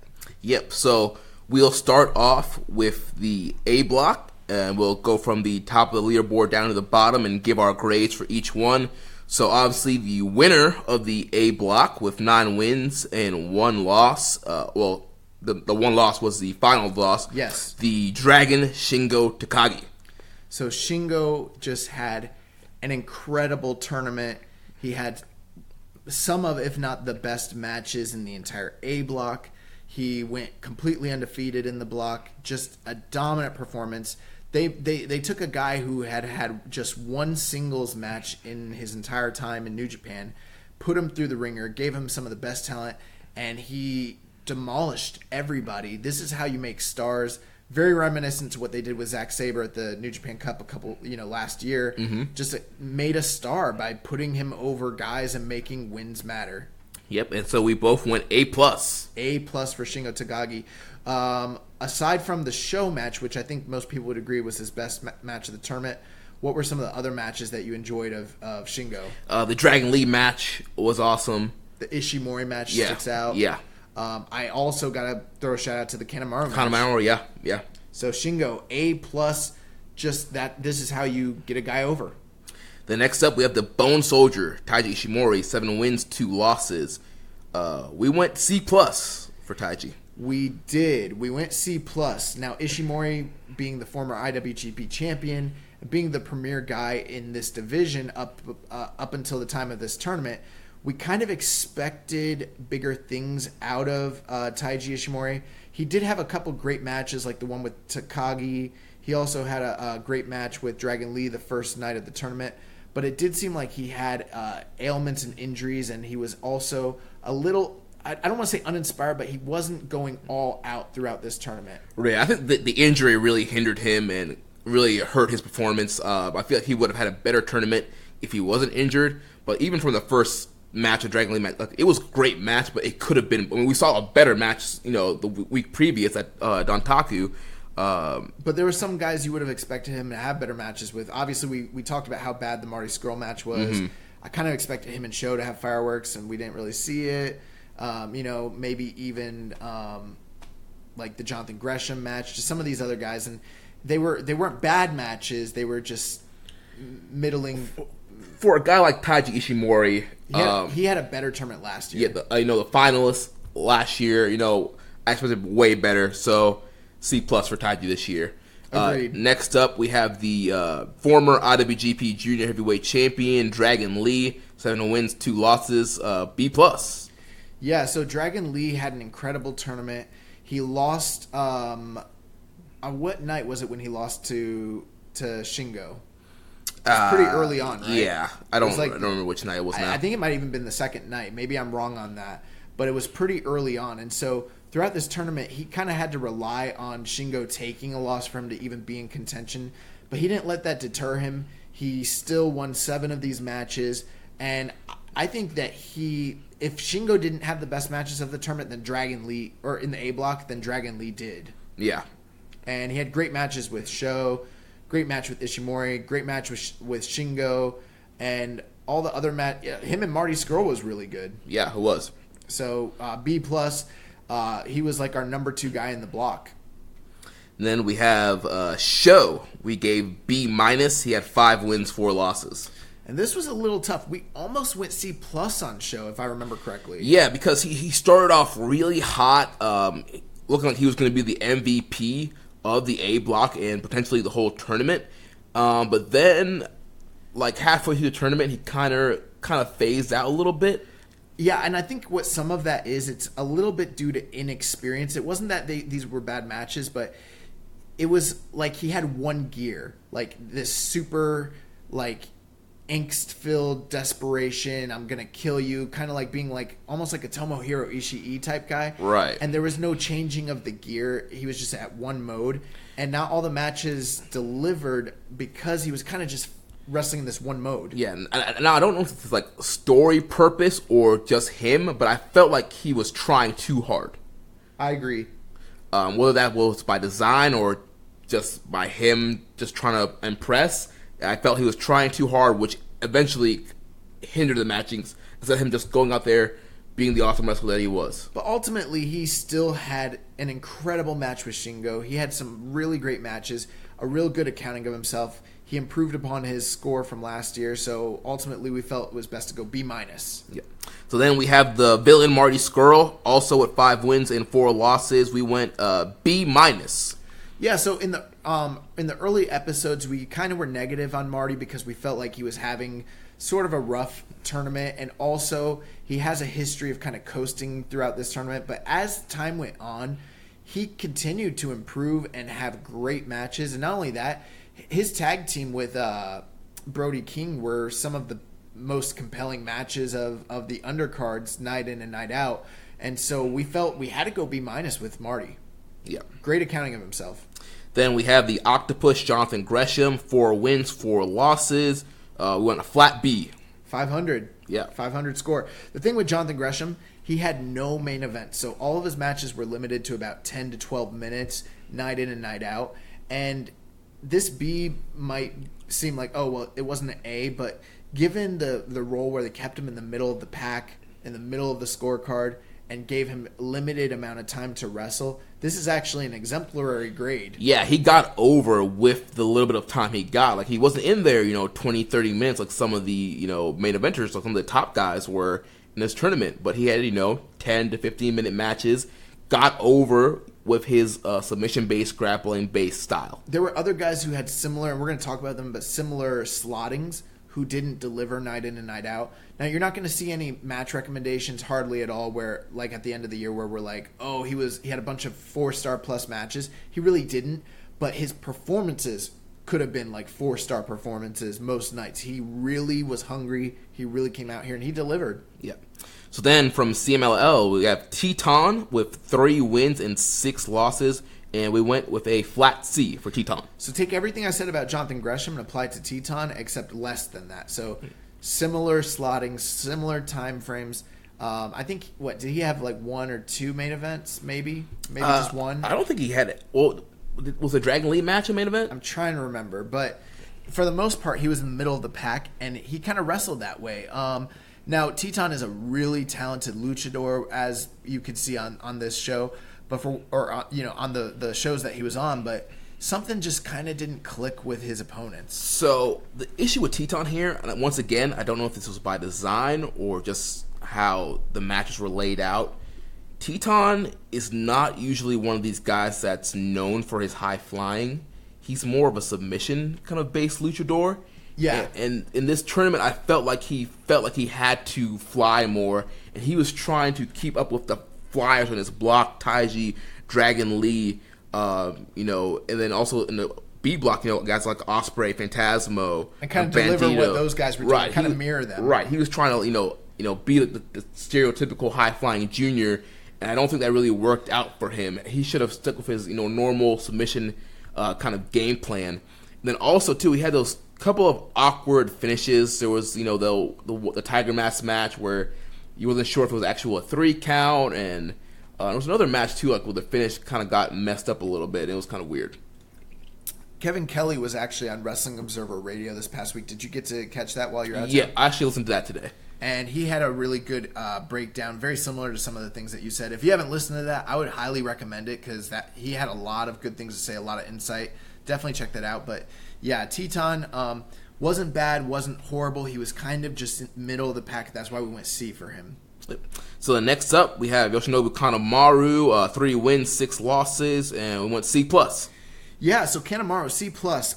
He didn't do quite enough to get the B, but he was right on the edge. He had a great tournament. He was like a 79. He had a really, really good tournament. And we've been kind of coming around on Kanemaru the last couple months and over the past year, and he's been delivering. And I thought, given his role in the tournament, being the slimy heel, using his cheating tactics to try to win, he got that upset victory over Dragon Lee, which not Dragon Lee. It was Taiji. Oh, I'm sorry, it was over Taiji. Yeah, he got the countout win over him. Man, so many matches in this. No, wasn't the countout win over Sho, and then the roll up was Taiji? Man, I'm mixing everything up. But he had a couple big upset wins. He kind of played spoiler in this tournament, which was nice. The knee attack that he did on Shingo early on in the tour, and you almost thought he could beat Shingo, which was surprising. But I thought Kanemaru was great in this tournament. Yeah, and pretty much like you were saying, his role pretty much hindered his grade. I mean, he had those quick matches, the quick roll up on Taiji, the count out win. It was story based. Right. He was great doing story based stuff, but they didn't lead to as far as match quality. After that, the next competitor, Tiger Mask 4, we went C-. Yeah, he had 2 wins, 7 losses. Tiger Mask, like every year, he kind of tried his best. He started off hot, had 2 wins, but then failed to get a win after that. I felt like he wasn't terrible, but this wasn't his most inspired, tournament performance, obviously. Yeah, I felt like his performance last year was better. It was way better. If I had to say anybody in this block under-delivered the most, it might be Tiger Mask. As far as, just overall performance, I thought he might be the low man on the totem pole, which is not, saying anything negative because he's probably the oldest competitor in the block, and he's been here for the longest amount of time, and, that's his position in the company. But 2 wins, 7 losses, Tiger Mask 4, C-. Yep, and then at the bottom of the block with 0 wins and 9 losses, we had Taka Michinoku, who ended up being injured at the end of the tournament, missed, I believe, 3 or 4 matches. Yeah. We went C- here with Taka. I'm sure for some people were like, well, why don't you give him a D or F because he got hurt? But while Taka was there, I thought he exceeded my expectations for his performance in this tournament. Yeah, Taka seemed really revitalized and invigorated throughout this tournament. I thought he was having really good matches. He had similar story elements to what Kanemaru was doing throughout the tournament. Now, I think he might have still gone 0-9 just because of his position in the company, but his matches were good. He was having good matches, and had he been here throughout the whole tournament, he might even wound up with a higher grade than this. Yeah. So that's our rundown on A block. And then moving on to the B block, at the top of the block, we had Will Ospreay ending up with 8 wins and 2 losses. That extra win being the win over Shingo. And we went A+. A+, all-time performance in a Best of the Super Juniors. One of the greatest tournament runs of any guy that I can think of. I think almost literally every single person that faced him ended up having almost a whole star average better match than they had been having throughout the tournament. Yeah, there's a really great graphic that was done by the folks over at Grapple and the Grapple app. They kind of, based on people using their star rating app, and pretty much they had this thing called the Ospreay effect, and pretty much anybody that wrestled Ospreay pretty much got a star, pretty much extra average added to their match. Now, that has a lot to do with the fact that he was in the main event against almost everybody, or at least the semi-main event, so he got a lot of time to work against these guys. As we talked about, he clocked the most in-ring time. But it also speaks to the fact that, the shows where it seemed to me that the B block had the bigger shows, the bigger audiences, and they seemed to draw really well with him at the top, which speaks to his drawing ability in Japan right now as well. And he was so over with the crowd. He was just excellent, man. Yeah. And classic matches with Taguchi, classic match with Phantasmo, classic match with Yo, classic match with Bandito, Rocky Romero, and even with Doki. Him and Doki had a good match. Yeah. He elevated Ren Narita. Every single person was benefited by Will Ospreay in this tournament. He had great story elements. Will Ospreay is the man right now. Yes, and we'll talk about Will more as we get to Dominion. But yeah, Will's just on fire. So next up, we had Ryusuke Taguchi with 6 wins and 3 losses. We went B- for the coach. Yeah, so, and you know what? We were real close to actually going lower than that, to be honest with you. Almost like a C+ or even a C. Some of that was kind of curtailed by the fact that he picked up so many wins in this tournament and was in play at the end of the tournament. Just like I predicted that. Don't roll your eyes.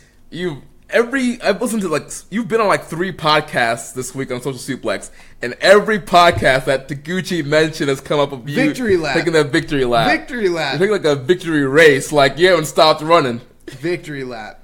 I never stop. Can't stop. Won't stop. But to be honest with you, I thought Taguchi had a better tournament last year when he pulled in the smooth 6 points. Yeah.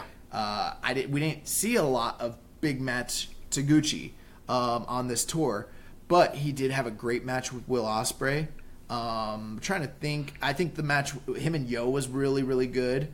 But other than that, it was kind of meandering. But he did win a lot, and he was in play towards the end of the tournament. He had a lot of main events at the beginning of the tour. Some of them were bad, though. Yeah. That's why we almost went C with this guy. But ultimately, we landed on B-. We felt like it's the most fair thing to do. The next up, we have the Rev Pro British Cruiserweight Champion, the Headbanger, El Phantasmo, 6 wins, 3 losses. And we went B+ for ELP. We collectively went B+ for El Phantasmo. Me and Jeremy. Yes. And it wasn't a hard decision. Phantasmo and you listeners of the show, I'm not a huge fan of him. But that being said, he did have fantastic matches. He had a great match with Will Ospreay. He had one of my favorite matches of the tournament against Rocky Romero. He had a great match with Robbie Eagles. And I think what a lot more of this had to do with for me wasn't even just so much the match quality, because some of his matches, while they were good, I didn't like his performances personally. But that being said, he is so freaking over. Yeah, dude, they made a guy with this tournament. He came in and just blew it out the water. The entrance, the music, the jacket. I mean, the heel work. Throwing the hat thing got over. I mean, towards the end of the tournament, you were seeing Headband Club shirts all in the front row. His songs on iTunes getting tons of downloads.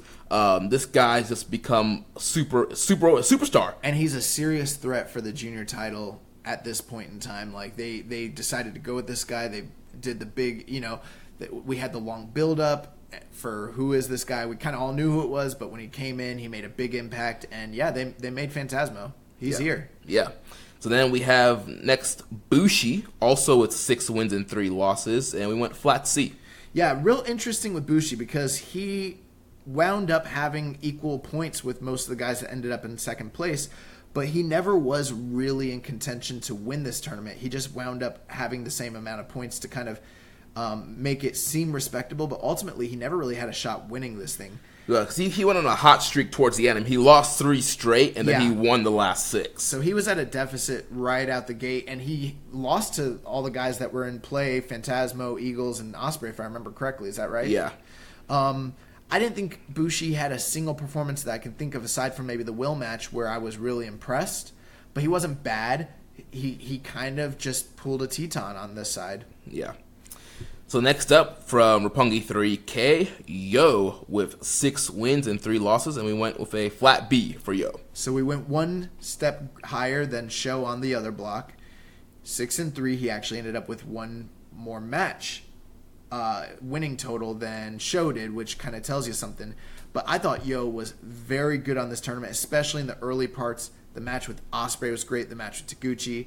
And he had a lot of very good performances against guys like Bandito, like Eagles and Rocky Romero. He had a great tournament. Yeah, and I thought it was very interesting. Last year, both of these guys ended with the same point totals. They were trying to keep these guys evenly booked because they were a tag team. But this year, that wasn't the case. Just a smidge higher. It's a smidge higher.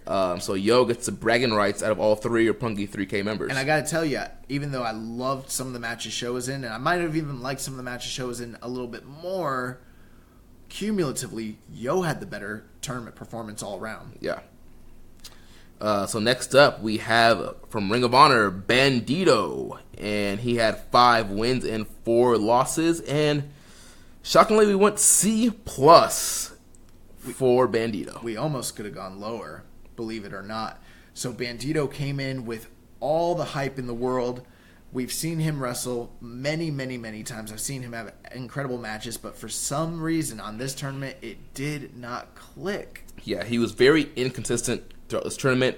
Some nights he would have great matches, other nights not so good matches. There were some matches where he was just not able to hit all his spots. He was a little bit sloppy. Botches. Yeah, I don't know if it was nerves, if it was communication, if it was different rope style, different ring. I don't know what exactly was off, but this was not the performance I was expecting from Bandito. I mean, honestly, the Will Ospreay match, one of the best matches of the whole tournament, blew out the match that they had in New York at the WrestleCon Super Show. That was Bandito's key performance here. But other than that, he had a lot of 3.25, 3.5 star ranges when I was personally expecting 4 and above. Yeah, it was very similar to what I said about some of these guys. I was like, it's easy to have a 4-star match with a guy that you're familiar with, that is as incredible as Will Ospreay, but where the rubber meets the road is how these guys do against competition that they're not as familiar with. And Bandito, even though he got a C+ here, he might have been one of, if not the most disappointing performer when it comes to perceived ability versus the actual outcome. Yeah. So next up from Bullet Club, Robbie Eagles, also finishing with 5 wins and 4 losses, and we went B+ on Mr. Eagles. Robbie had an incredible tournament. Don't let the 5 wins and 4 losses fool you. Going into the final nights, he was on a hot streak, and it seemed as though he was going to be in contention to actually be a finalist or, a winner of this tournament. A couple late losses knocked him out. He obviously took losses against Will Ospreay and El Phantasmo. No, he beat Ospreay. Oh, I'm sorry. Yeah, he beat Will Ospreay with the help of Phantasmo, but he lost to Phantasmo, which kind of put him in a precarious situation when it came to point outcomes. But as far as performance goes, Robbie was on fire during this tournament. Yeah, this is a guy that we were kind of down on coming out of the Super Junior Tag League last year. Yeah. And not, really kind of getting the kind of buzz behind him. But he kind of broke out on this tournament, had some really great matches, and did some great kind of storyline stuff with Phantasmo and the Bullet Club. We're getting Bullet Club is Fine Part 2 here with him and Phantasmo, and Bullet Club is fine right too. That's funny. But yeah, I thought he had a really great tournament, a lot of great matches. The Ospreay match was probably his best match that he had throughout the tournament. It looked really good here. Up to this point, it's kind of seemed like Bandito was just sort of like an outside talent who was doing some small shots in New Japan, but now it seems like they're starting to really factor him more into the junior division and making a play to really integrate him into this division just entirely, which is a great thing. And reports were coming out that his merch, were they saying he had the highest selling merch? Yeah, the Bullet Club, the Sniper of the Eye Bullet Club shirt was one of the top selling shirts. Awesome. So Robbie just made a star out of himself. Obviously, we touched base and talked about the storyline between him and the rest of the Bullet Club Juniors. So I see big things on the horizon for Robbie, but he had, I would say if you're comparing him and Phantasmo, they both ended up with B+. Phantasmo got the B+ for great matches, but more so for the character work and all that. Robbie still had great character work, but I would put him maybe just a notch above when it came to in-ring performance. Yeah, I agree. Next up, our good friend Rocky Romero, finishing with 3 wins and 6 losses. We went B+ for Rocky. Yeah, you might think that he would get a lower grade based on the amount of losses he took, but man, when he was in the big spots, he really delivered and he made it count. The match with Ospreay, the match with Phantasmo stand out as like his 2 highlight performances during this tournament. But even on the regular nights, it's kind of like we forgot how good Rocky was, and he came to show us up and like really he came to play. Yeah, he definitely did. And I know on commentary Kevin was saying that Rocky's kind of been training for a while for this, and it came off that way. I mean, he had some excellent matches. That Phantasmo match, one of the best matches of the whole tournament, and just the surprise win there just was so great, and they really kind of elevated Rocky here. Absolutely. So the next competitor, Doki. Yeah, Doki with 1 win, 8 losses. We went a flat C. Yeah, so early on in the tournament, we didn't know what to expect from Doki being an outsider with not much footage to really base an opinion off of. Some of the early matches were not great. I thought that the hate was so amplified, and I think a lot of it had to do with the look, and a lot of it had to do with the perception, and then just the general fan swell of like telephone people just saying how bad he was. I didn't think he was as bad as people were saying he was, but I didn't think he was compelling or interesting. As the tournament continued on, he got better. Yeah. I was at the beginning of the tournament, I was kind of like one of those people that was like, oh my gosh, this guy absolutely is the worst. But as the tournament continued, he did have better performances. He did have some good matches, especially, the match with Will Ospreay was really good. And then he had a pretty good match with Bandito also. And, we call it the Hiromu spot, that kind of jumping suicide senton kind of thing. But yeah, he's the one that actually invented that move. It's his move. That Hiromu took and brought to New Japan. He was doing that a lot. It was a pretty cool spot. There was like one, if I remember correctly, where he botched it real bad and like barely got caught, and it kind of looked bad. Do you remember that? Yeah. Mm-hmm. And then that really bad botch with him and Phantasmo, where I thought he died. Oh yeah, where where he like bounced off the turnbuckle. Yeah. So we're not Doki stans, but at the same time, everyone is hating on this man, even to this day. Like his reputation precedes him. I think what happened is people watched the first few matches of his and were like, that's it, I'm done on this guy, and they didn't watch the rest of the tournament, which is their prerogative. It's fine. I'm not saying you need to go out and catch his matches, But at the same time, just to be fair and impartial, Doki had a C. He had a very normal, very standard performance in this tournament. Yep. And then last but definitely not least, Young Lion Ren Narita finishing with 0 wins, 9 losses. We gave Narita a B. Yeah, and some of you might be wondering, like, a B for Ren Narita, and that almost seems kind of crazy considering we gave... well, actually, you know what? No, it's about right. I see him in a similar spot to, like, Jonathan, guy who was never given a main event role, fought mostly openers, some, you know... Was it all openers, if I remember correctly? Maybe not. Maybe. No, he had a couple matches that were like second or third, but yeah. I would say majority. I would say maybe like 7 matches were openers, maybe. But you know, we talk about this Young Lion system, how great it is. We talk about how great Ren Narita is as a performer in that Young Lion system, and he came to prove that is the case. He didn't pick up any wins, which we were hoping maybe he'd get one. He didn't. He wasn't able to accomplish that. But as far as his in-ring performance, man. He really was great in this tournament. Yeah. Narita, I mean, we've been singing his praises pretty much since day one of this podcast. And once again, proved us why we love him so much and had a great tournament, picked up a lot of great experience, and I hope that he goes on excursion pretty soon. Now, before we go, we're going to give you our MVP of the whole tournament and our top 5 wrestlers and our top 5 matches. We had a question from Facebook from Dan Coffin saying which wrestler's performance in the tournament was the best surprise and which was the biggest disappointment besides Doki. Who was the biggest surprise? Who was somebody that really surprised you at how good they were in this tournament? Rocky? Yeah, that's what I'm saying. I was going to go Rocky Romero. It almost seems disrespectful to say that, though, because we all know Rocky can go. Right, we know Rocky can go. We saw what he can do with Roppongi Vice and the Hooligans, all those junior tag teams that he's been in. They've always been great. I mean, he's one of the greatest junior tag team wrestlers there is in New Japan. But still, when we previewed this show, when everybody was filling out their brackets, they were like, it's just Rocky. He's a manager now. He's a commentator. He's an office guy.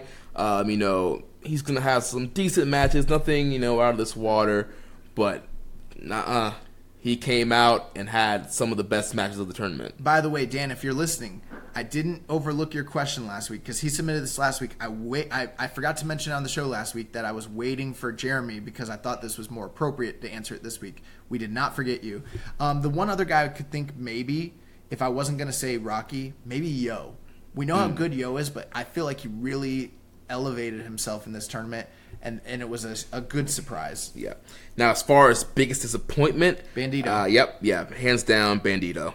Easy Bandito. And then also we had a question from Muzza. He said, who were your over and underachievers in the Best of Super Juniors?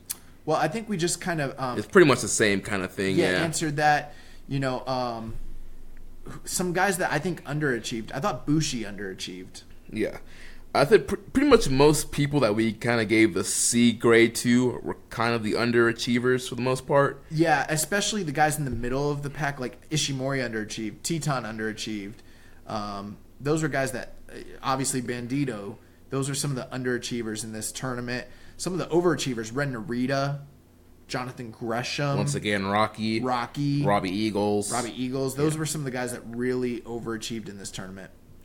All right, so Josh, you want to tell us the top 5 wrestlers of this tournament? Yeah, so starting at number 5, our number 5 top MVP of the tournament, Robbie Eagles. Number 4, El Phantasmo. Number 3, Dragon Lee. Number 2, Shingo Takagi. And our MVP for the entire tournament, Will Ospreay. Yeah, so that's our top 5 MVP, or top 5 wrestlers, and Will Ospreay being our MVP. Then our top 5 matches, at number 5, we have El Phantasmo versus Rocky Romero from Night 9. Oh, I love that match. Yeah, such a great match. Number 4, we have Shingo Takagi versus Dragon Lee from Night 8. At 3, we have Sho versus Shingo Takagi from Night 1. And second, we have Bandito versus Will Ospreay from Night 8. And then our top match of the tournament is obviously the Best of the Super Junior Finals between Will Ospreay and Shingo. Yeah, and just a couple quick statistics to kind of go through, and shout out to, let me take a look at who this was, because I got this off Reddit. Shout out to on Reddit at Future V. He did an incredible final statistic. A couple things with the longest winning streak of the best Super Juniors, Shingo Takagi with 9 wins. The submission master of the tournament, Ryusuke Taguchi with 4 submission wins during the tournament. Shortest total match time overall with 50 minutes and 56 seconds was what's wrong with me? I'm looking at it doesn't say the name. I'm looking at the picture and Taka Michinoku. What's wrong with me? Longest overall match time for the tournament at 3 hours and 40 minutes and 43 seconds. Will Ospreay. The shortest average match time with an average match time of 8 minutes and 29 seconds. Again, Taka Michinoku. And the longest average match time with 22 minutes and 4 seconds. Will Ospreay. The shortest block match of the entire tournament was the match between Kanemaru and Taiji Ishimori at 3 minutes and 51 seconds. The longest block match of the entire tournament at 28 minutes and 38 seconds. El Phantasmo and Rocky Romero from day 8. So we got the longest and the shortest match on the same day. The combined total match time for A block was 8 hours, 17 minutes and 34 seconds. And the combined total match time in B block was a whole 2 hours more at 10 hours, 16 minutes and 23 seconds. You're looking at a total 19 hours and 7 minutes and 33 seconds total for all the combined hours of block matches. 19 hours of wrestling that we watched, Jeremy. Wow, that's crazy. The promotion or faction that had the highest success rate of this entire tournament, Los Ingobernables de Japón, winning 83.33% of their matches, obviously due to Shingo and Bushi having high win percentages. But after that, the next most successful group was the Bullet Club, Eagles, Phantasmo, and Ishimori, winning 68% of their matches overall total. So yeah, some really cool statistics there. This tournament was awesome, man. Yep. And then, of course, we ran our Best of the Super Junior prediction contest. And tell me Rich Latta did not win this tournament. Rich Latta did not win, but he came very, very close. Because Rich has mentioned he did a gimmick bracket. Essentially, he gave Jonathan Gresham 0 wins. I gave this man a platform and asked him to air his grievances with Jonathan Gresham on the air, and he declined to do so. Yeah. So if Rich had actually booked correctly and gave Gresham a few wins, Rich would have won this contest. He was literally like 3 points away from the guy who got first place. And I think you were in. Rich and I tied. Wow. So you guys were both in second? No, actually, I think we were both tied for fourth. There was a couple other people that eventually, gotcha. when I was going through that. So there's a very tight margin at the end there. Yeah, it was. I mean, those coming down to the end, especially getting extra points for getting the A block and B block correct and getting the tournament winner correct. There were a couple people that picked Ospreay, but in the end, our contest winner was John Nelsons. This is a listener that I recognize, but he entered the contest. He's not on Twitter. Submitted via email. So, John, I will be reaching out to you. Email, you are a contest winner. You get a Keepin It Strong Style t-shirt from Pro Wrestling Tees and a New Japan shirt of your choice from Pro Wrestling Tees. And not only that, once you win this stuff, you've got to connect with us on social media. Please show us pictures of your wins. We want to celebrate with you. We want to see you posting pictures of, the bounty that you have gained by correctly predicting this tournament. Yep. And one last junior related thing before we move. And real quick, thank you to everybody that participated. We're going to be having more pick'ems. G1 is right around the corner. So if you didn't win here, don't be dismayed because we've got more coming. Yes, there will be more contests. So just keep on entering and, hey, just try and book. Put your Gato cap on. Try and win this thing. So one last junior-related thing before we move on. We had a question from Reddit user Bravo Tango Zulu. Says, how would you guys feel about the team of Taguchi and Rocky during the Junior Tag League? Taguchi does need a new partner with neither ACH nor Kushida available. So who did he say? Taguchi and Rocky Romero. That's a possibility. Obviously, with the mismatch between Sekigun and Taguchi Japan, as well as Chaos guys, that's definitely a possibility.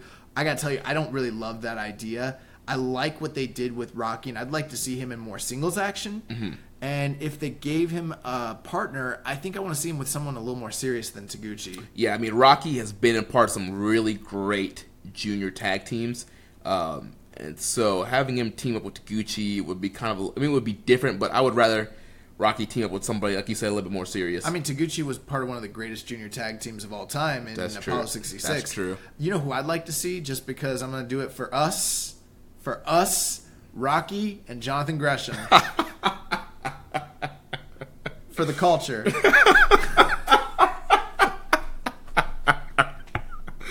Oh my gosh. All right. The high flyer and the technician, that's a good match. So moving on. Before we get to our Dominion review, real quick, we have to award our May Match of the Month and our May Wrestler of the Month. Josh, go ahead and tell the lovely listeners who was awarded our May Match of the Month and Wrestler of the Month. So Match of the Month, as you could probably tell, there were so many great matches that occurred in the month of May with the Best of Super Juniors. Also some really great matches during the end of, what was it? Darkaku, yep. Which seems like so long ago, but it was not. It was just a month ago. But ultimately it came down to a death battle between me and Jeremy. I wanted Shingo and Sho. He wanted Ospreay and Bandito. I deferred to the higher star rating and to the fact that it was an incredible match. Your May Match of the Month, Will Ospreay taking on Bandito. And then for our Wrestler of the Month. But let it be said, there was so many matches in the month of May that could have potentially won this. This was one of the tightest races that we've had all year long. It was not easy. Yeah, this was a real tough one. And then for our Wrestler of the Month, I actually did a Twitter poll on our Twitter at KI Strong Style just to see what our fans would say. Because I was honestly struggling between Will Ospreay and Shingo Takagi.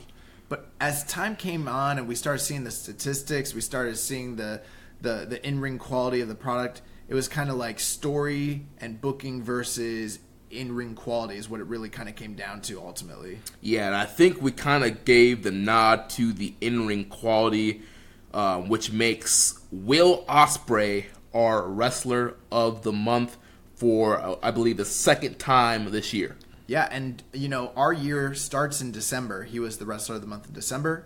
He was also the Wrestler of the Month in February. So actually, this will be his third time then. Yep, and this is his third Wrestler of the Month award since December, which really speaks to the type of year that Will Ospreay's having. And good luck for somebody trying to take it away from him from June, because right now, I have him penciled in as the Wrestler of the Month for June. Last year we talked about Will Ospreay being the Wrestler of the Year at the halfway point after the Best Super Juniors, and it was like he had a lot of great matches, but there were definitely people that surpassed him, but he didn't have the body of work that he has this year. This year, the body of work he has is crazy. It's it does seem, even if somebody has an incredible G1, I don't know that someone can already bypass him.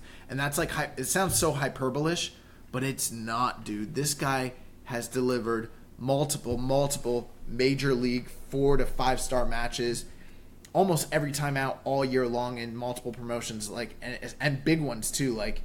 Dude, Will is freaking killing it right now. Right, yeah, and he's definitely going to be a top candidate for our Wrestler of the Year for our year-end award, especially if he gets into the G1.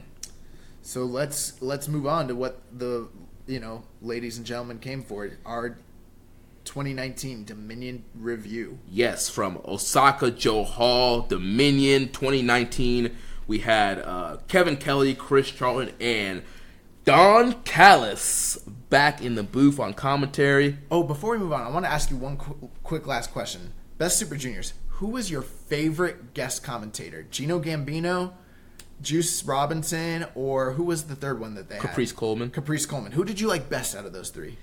I think I'm going to go with Gino Gambino. I thought Gino started off and I was kind of like, By the end of it, I thought he really came into his own. I actually thought all three of them did fantastic. Yeah. But I think I'm gonna agree with you. I think I like Gino the best. Yeah, Bullet Club, Gino, right?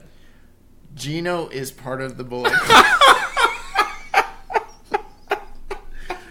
They put a profile up on New Japan. It says he's in the Bullet Club. It's official now. He wasn't before, but now he is. Oh my god! All right, so Dominion 2019. The show opened up with the new IWGP U.S. champion, the Death Rider Jon Moxley, taking on top of the class young lion Shota Umino.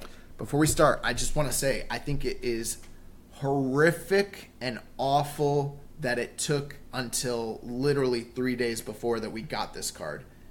That is a problem. And I understand why New Japan does what they do, and they don't want to, like, reveal things and stuff like that. But, dude, this is hindering their business abroad and hindering their business here. Not to, well, obviously they're at the height of their popularity and they're making more money than they ever have. But, like, this is problematic that they didn't have a card out until 3 days ahead of time.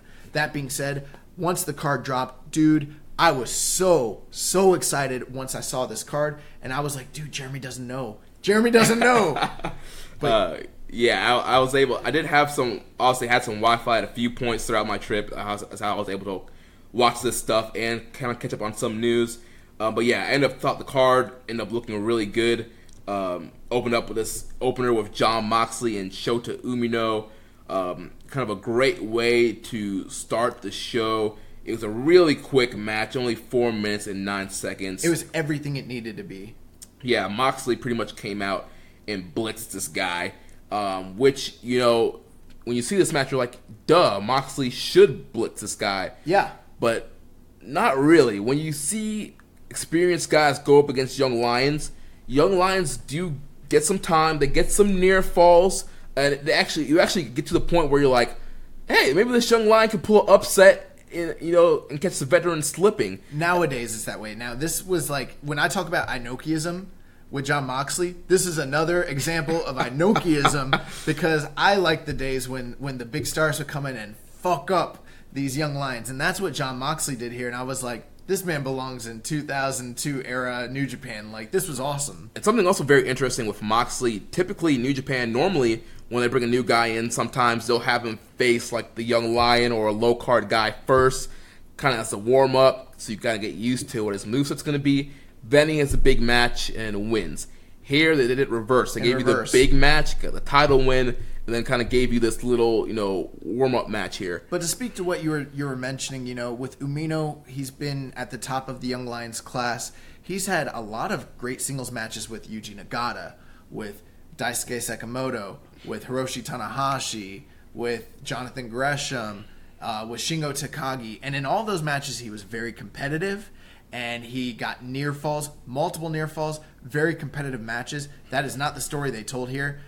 Even though Umino started the match very hot and attacked him with a tope con halo and missile drop kick and all that, he got cut off pretty quick, and he pretty much had one German attempt. But aside from that, this was all Moxley. Yeah, Moxley hit that awesome looking reverse suplex thing. I think that's called an Orange Crush. I forget the exact name, but you know the move I'm talking about where he was a suplex, kind of like flips him out. Yeah. He does that, and then I loved it. Hits him with the Death Rider for the 3 count and gets the win here. And then post match, he grabs the mic and says that he wants to be in the G1. And then he kind of goes back, grabs Umino, and drags Umino to the back with him. And they cut an incredible post match promo, which, according to the news today, this has quickly already become the most viewed video on New Japan World's YouTube ever. Yeah. And we had a question here from Rambone Slam Pig. He says, is Moxley stuffing Umino in his suitcase and bringing him to AEW for excursion? Setting that aside, what do you think is next for Umino? I don't think that he's going to AEW. Yeah, and this is something we should talk about. This is a good time to talk about it. It's, there's a lot of reports going on, if AEW should acknowledge Jon Moxley's title win on their broadcast. And then there's also reports that, backstage, I believe it was on Fumi's podcast, right? Yeah, they talked about an Observer where Fumi Saito basically said that when he was doing interviews with Moxley and maybe Jericho, I can't remember specifically, he was specifically told not to mention or ask about AEW. He was prohibited from bringing up AEW entirely. He couldn't name them. He couldn't talk about it. Double or Nothing was off the table as well. So for right now, with whatever's going on with New Japan and AEW, they don't even want them named, listed, or acknowledged at all. Right, and through both Moxley matches, there was no mention. All they said is, he's setting the wrestling world ablaze. They didn't mention that he returned to AEW, and they didn't mention any of that stuff. And throughout the night, when there was opportunities where they could mention guys like the Young Bucks and Kenny Omega, Cody Rhodes, they did it. Yeah, and the reason why that's significant, this card, we're 1 year removed from the Young Bucks winning the heavyweight tag titles, from Kenny Omega having that incredible main event with Okada, and they kind of would allude to some of those things, like they mentioned Sonata and Evil being in a tag match and losing. They didn't say who they lost to. Right, and they talked about Okada having that incredible 2 out of 3 falls match the year prior, but they didn't name Kenny Omega. They specifically omitted mentioning these guys. So the idea that Umino is going on excursion to AEW, no, but Rambo and Slam Pigs,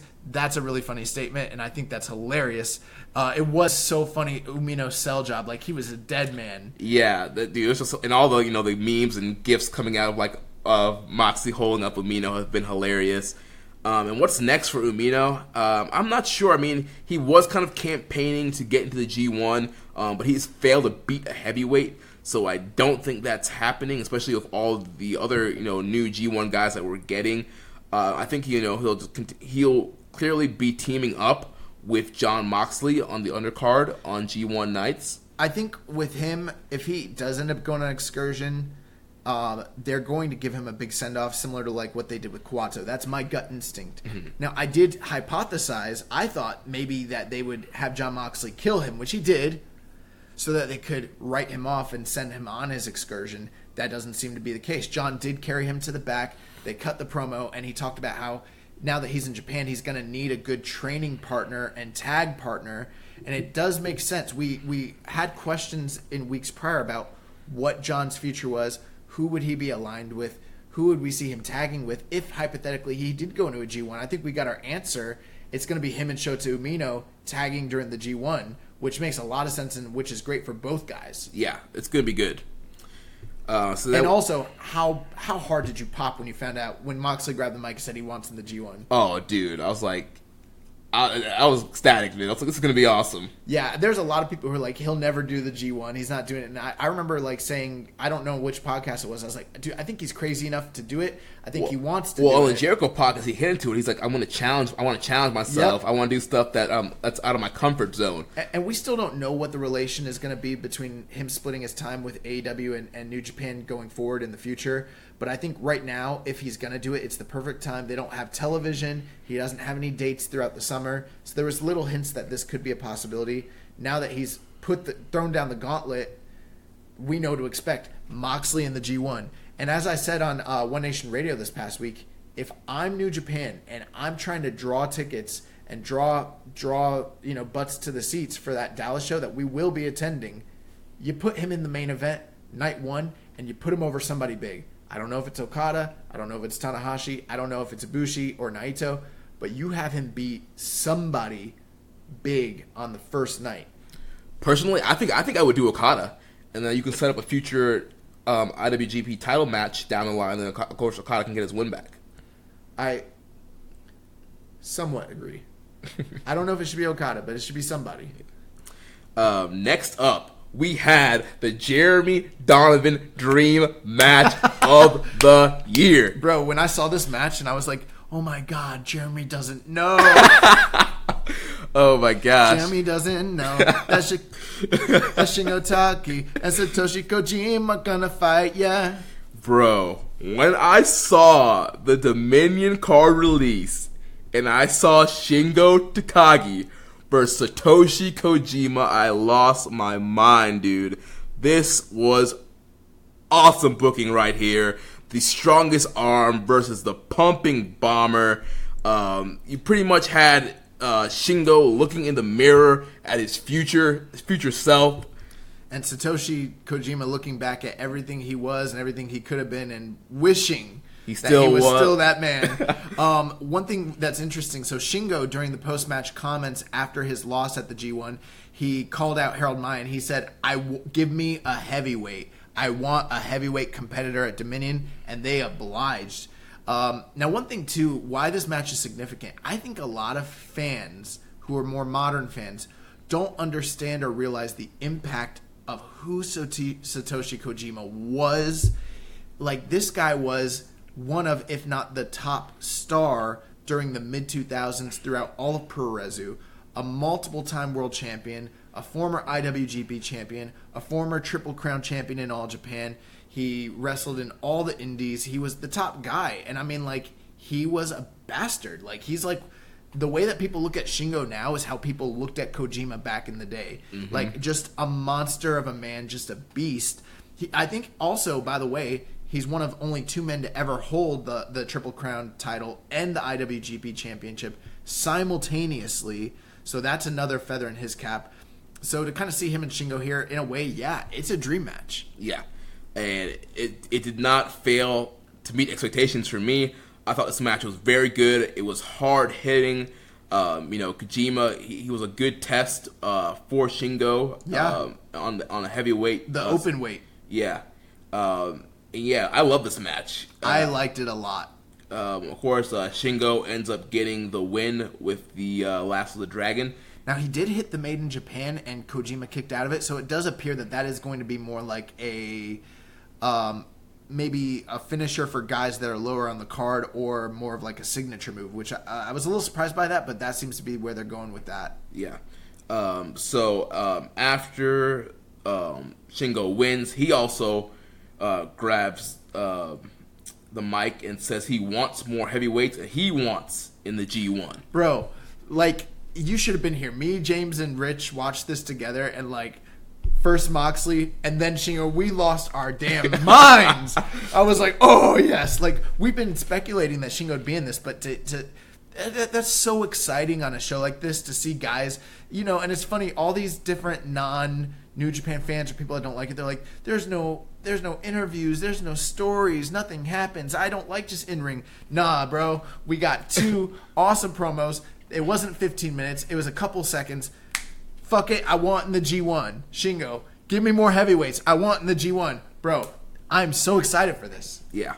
And, part of that, too, about the more heavyweights, I don't remember if Shingo said it or somebody else did, but part of the story of why Shingo lost to Ospreay. Ospreay had more experience wrestling heavyweights throughout the year, and Shingo hadn't. So Shingo felt like that was his kind of weakness, and so he wants more heavyweights to be able to get that same experience Will did. Shingo, when he cut his post-match promo, he talked about how this was such an embarrassment for him, and that was such like a Dragon Gate promo. Like that's the kind of stuff I've heard him say for years, so I really enjoyed that. But this was a hard-hitting, strong-style striking match. I really enjoyed it. And to see Shingo kind of get elevated here, anyone who was worried about that loss hurting him, obviously New Japan has big plans in place for him because they just gave him a win over one of their more tenured heavyweights, and they're putting him in the G1, so they've got big plans in place for him. And we had a question from Reddit user ZMR-Zobakis. He says, do you guys know what's going on with Kojima? He was supposed to be in the G1 last year and got injured, right? Now all the G1 spots are being taken by others, but I haven't heard about Kojima. Do you think he can make it through the tournament? So, last year it was never confirmed he was ever going to be in the G1. And if you actually look at his history, he hasn't had a lot of singles matches throughout the last couple calendar years. With that being said, there is a history of the New Japan third generation dads getting big send-offs during the G1s. We saw it quite a few years ago with Tenzan, when Kojima actually stepped out and gave his spot to Tenzan. We saw it, 2 years ago with Yuji Nagata. And they all were like, this is our final G1. We also saw Liger have a similar run during the Best of Super Juniors a couple years ago, where he's like, this is my final Super Juniors. So I would love at this point for them to give that final send-off to Kojima. And I hope that it's this year, because every year he's going to get more hurt, more brittle, and more stars broken down. More stars are going to be built, and there's going to be more capable guys to take that spot. If it wasn't, we said it last year, we're like, if it didn't happen last year, there's a good chance it won't happen. There is a good chance it does not happen this year with how loaded this roster is. But I hope they give him one last G1 run. Right, and one thing you got to remember is that they have been making talent announcements for Dallas, but they have not officially announced who's in the G1, how many blocks are going to be, who's in what block, what matches. None of that's been announced yet. So there is a chance that Kojima could be in the tournament. And if he's not, then they might just not give him that send-off. It just might not happen. But I hope they do. But I do think that he can make it through the tournament. I agree. He's been used sparingly this year, and I think he has 10 or 12 singles matches in him. Dude, Kojima's last G1, the one prior to this one, he had awesome matches. Like, he had a really good G1. For some reason, the match with him and Yoshihashi really sticks out in my mind. Yes. That was, one of the first, Yoshihashi matches I saw when I first, And you thought he was awesome. Yeah, I did. I was like, man, this Yoshihashi dude is raw. He beat Kojima? Okay. Little did you know. And then the rest of the tournament happened. Oh, man. But, yeah, so that's our answer. Thank you for the question. So next up, we had Jushin Thunder Liger and Yoshihashi, speaking of, taking on the team of Minoru Suzuki and Zack Sabre Jr., who, by the way, just very recently lost their Rev Pro Heavyweight Tag Team Championships to Aussie Open. Oh, I did not know that. Yeah. Excursion Match of the Year candidate, from what I read, 4.5. Nice. This was, good match. Nothing out of the ordinary. It was fine. Yeah, 3-star special here. This was like a Road 2 match, basically. Yeah, and obviously they were continuing the rivalries between Liger and Suzuki and Yoshihashi and Zack Sabre Jr. Which, by the way, now that we're talking about Liger, did you? I didn't catch all the post-match interviews, but there was an interview where ELP was talking junk to Liger, and there was one night where he actually got in Liger's face. Yeah, and there's also a couple matches where he was doing the Liger taunt, the kind of a spin around, arm motion kind of thing. So I know that they're doing the storyline with him and Robbie Eagles, and also building to a match with him and Taguchi, right? Yes, there's a title match. He's defending the British Cruiserweight title against Taguchi. But it feels like they might be building to something with him and Liger in the near future, too. Yeah, there might be a British Cruiserweight title match, maybe on a Rev Pro show in the future, because, Kevin Kelly keeps saying that Liger will be doing more international stuff also. There's also a big show that we're going to talk about, a couple big shows coming up here in America very soon that maybe that plays into. True. So, yeah, like I said, this match was fine. Yoshihashi cradles up Zack Sabre Jr. for the win here. This would not be the first or the last cradle of the night. Yeah. Actually, I think it was the first, but there'd be multiple cradles on this evening. And, of course, Sabre lost his mind through a temper tantrum that he, took a fall to Yoshihashi. That was a smooth cradle sequence that he caught him with, and that, again, had to be so embarrassing for a technical wizard like Zack Sabre Jr. to get outsmarted and rolled up by the likes of Yoshihashi. And they, again, were building heat between Liger and Suzuki once again to kind of continue their feud as well. So it looks like we've got future singles matches between both of these tandems. Yep, and then we have a question here from Reddit user Zack Sabre Time. He says, is this Yoshihashi's first singles title match in New Japan? How sad does this make you? No, it's not. I think he's had... Well, I know he had a U.S. title shot against Kenny, but I think that was in Ring of Honor. Yeah, Ring of Honor show. I feel like Yoshihashi's had a never title shot before, though. I feel like he has, too. Maybe I'm wrong on that. I could do a little bit of research. But it doesn't make me sad. It would only make me sad if he wins. And Zack Sabre Time says he would have preferred it to be Zack versus Goto. I agree. Which, by the way, where is Hiroki Goto? I don't know. He's MIA. Put his face on a milk carton. We haven't seen him since he got beat by Jay White. Jay White's sent this man out the promotion. Zack Sabre Time also says, with Taka's injury, is there a chance that the last Zack Sabre Time has already passed us? Possibly. Well, I think Taka will be back and we'll step back into that frontman role. What do you think? I think so too. I mean, I'm sure he's just taking some time to recoup from the injury. I'm not sure if he needs surgery or anything. A lot of details really haven't been reported on on his exact injury and the timetable. So I'm sure once he's medically cleared to be at ringside, that he'll resume his duties of being the hype man and manager for Sabre. And also Yoshihashi has had never open weight championship title shots in the past, as well as tag team title shots. But yes, for singles, he didn't win the title from Yujiro Takahashi a few years back. Gotcha. Which, did you know Yujiro had a never open weight title run? I did not. I think it was like back in 2013. No, in 2014. I don't remember this at all. Yeah, that was before the time I was really paying full attention. The young boy has no memory of that. Zack Sabertime also says you guys should do a match of the week when you shout out a good/important match from the past. I want to go out on my own, but there's some stinkers that I really don't want to watch. So we have actually discussed gimmicks like this in the past. I think what part of it, though, is how do we decide what that would be? Because Jeremy's knowledge of New Japan goes back, about 5 years, 6 years? Whereas, my tastes with New Japan, we could shout out stuff from about 5 years ago, and I think that'd probably be beneficial to a lot of newer fans. But, I want to throw out, Fujinami Maeda 86. That's the kind of stuff I want to throw out there. So it's sometimes how would we even do that? Because there's some matches I'd be like, this is really good. And, you'll be like, Josh, are you on your bullshit again? Is this going to be a count out match, or is this going to be a double DQ or a double knockout? What do you think about that idea? I think it's a good idea. I think it would be might be kind of hard to incorporate on a weekly basis, especially on this show, just because there is so much news every week. There are so much shows, so much stuff to cover. I know we have talked in the past about potentially doing a Patreon and having Patreon exclusive shows.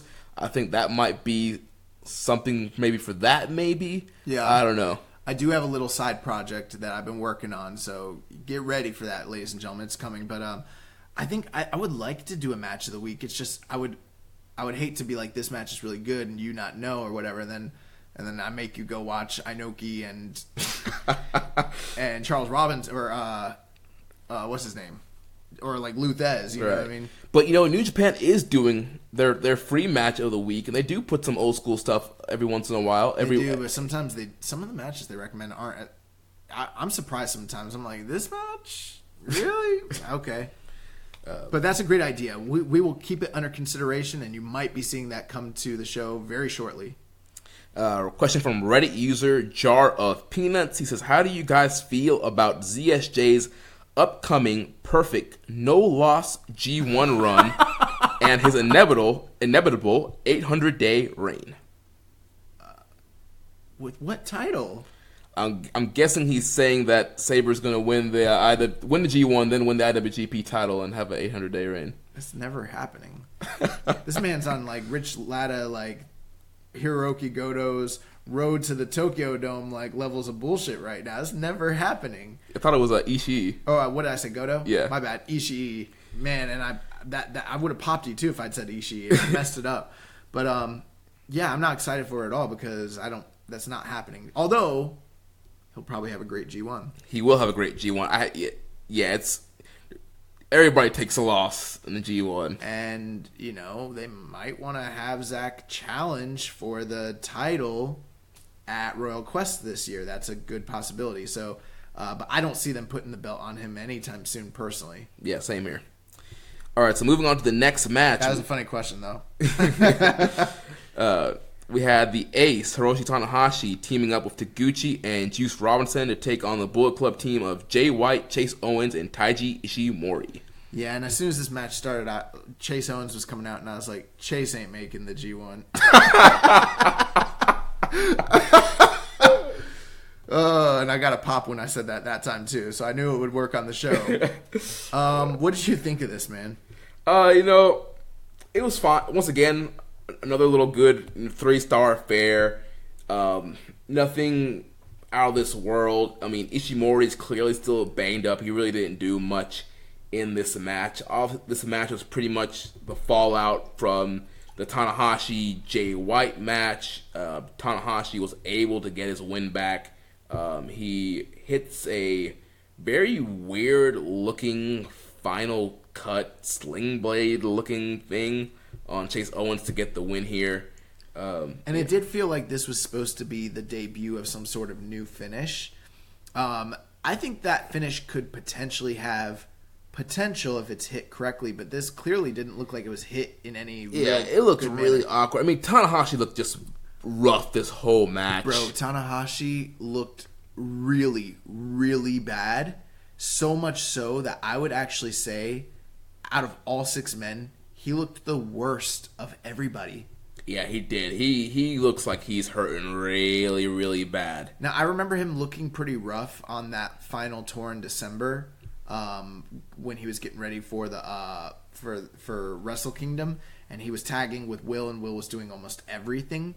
But this is the worst I've seen him look in a long time. Just like really, really banged up, and like the match he had with Jay White the night before was a great match, and he definitely took bumps and things like that. But it was generally a pretty safe match. So I was somewhat surprised to see how banged up he was looking, and this was not like Tanahashi being like a fantastic seller. This was him genuinely being like immobile and like hard to watch, and that was sad for me. It does make me wonder if he came back too early. Yeah. So yeah, we'll have to keep our eyes on that, because if he's going to be like this, the G1's going to be a long summer for him. But the match wasn't bad. Don't let us sour you on the match. It's just my concern for Tanahashi. But, the right team went over here. Tanahashi picks up the win, and we move on. Yeah, so we have the Never Openweight Championship match as Taichi defends against Tomohiro Ishii. Now, I had read reports last week that Miho Abe had tweeted out that she was injured, would not be on this show. But apparently she has Tanahashi levels of recoupment because she was able to make it. She was able to support her man. And I know that you were very excited to see Miho Abe make a return. Yeah. I didn't even know she was hurt. I heard him talk about it on commentary that she was injured but was able to recovered and was back for the show. So, yeah, it's always great seeing Miho Abe, one of my favorite New Japan wrestlers. And they try to say New Japan doesn't have women. But this match really delivered in a big way. It really did, and it had all the potential. Not to say that they don't have a history of performing well between these two, because they do, but it's Taichi. It's the Never Belt. We don't have a great track record there, but man, did they ever deliver. Yeah, once again, much like their match, I believe it was in the New Japan Cup, Ishii gets the best out of Taichi. The whole build-up in this this match and this feud, Taichi was saying, you should be lucky that I'm giving you the chance to wrestle me and challenge for this Never title. He would throw the Never belt to Ishii and want him to hand the belt to Taichi. And so Taichi was just kind of being kind of a smug prick at the beginning of this match. Ishii, so Taichi was like powdering, and Ishii laid down in the middle of the mat to get Taichi back in the ring and tell him to come on. And then, Taichi thought it was a game, came in and started doing little brush kicks to Ishii as he was laying down. Bro, when he did that, I was like, this man has a death wish. Yeah, then Ishii, gets up and of course is pissed off, and they started exchange like Taichi starts striking Ishii, and Ishii hits one strike and then drops Taichi. And just then from there, throughout this whole match, it was a nice little strong style type of match. There's a lot of headbutts and forearm strikes. Taichi was utilizing a lot of kicks, a lot of leg kicks, and of course the Kawada kicks. A lot of great stuff here. Yeah, and there's something here to this too, because both of them have their respective trainers. Tenryu kind of being one of the big influences and trainers for Ishii, I believe, and then Toshiaki Kawada kind of having a huge influence on the career of Taichi, which, I was kind of really sort of down on the match. I liked the match that they had during the New Japan Cup, but I was kind of against him using Kawada's moves, and I wasn't even aware that Kawada was like one of his trainers, so kind of dumb on me, egg on my face. But and because I love Kawada, but he has been adopting the Kawada kicks, and he adopted that stretch plum from him. these guys actually have history going further back that was covered on the New Japan official website. I also heard Chris Charlton talking about it on the New Japan podcast. Did you know that these guys were in a faction together? I knew based off hearing Chris talking about it. I didn't know that before that. Okay, I didn't know that, and they were saying that plays into some of what the chemistry between these two guys, also the pride, why he might wanted to challenge Ishii. Apparently, and you know what? Even though some people are like, Josh is an encyclopedia of knowledge, I didn't know about this at all. Yeah, they have like 10 years of history.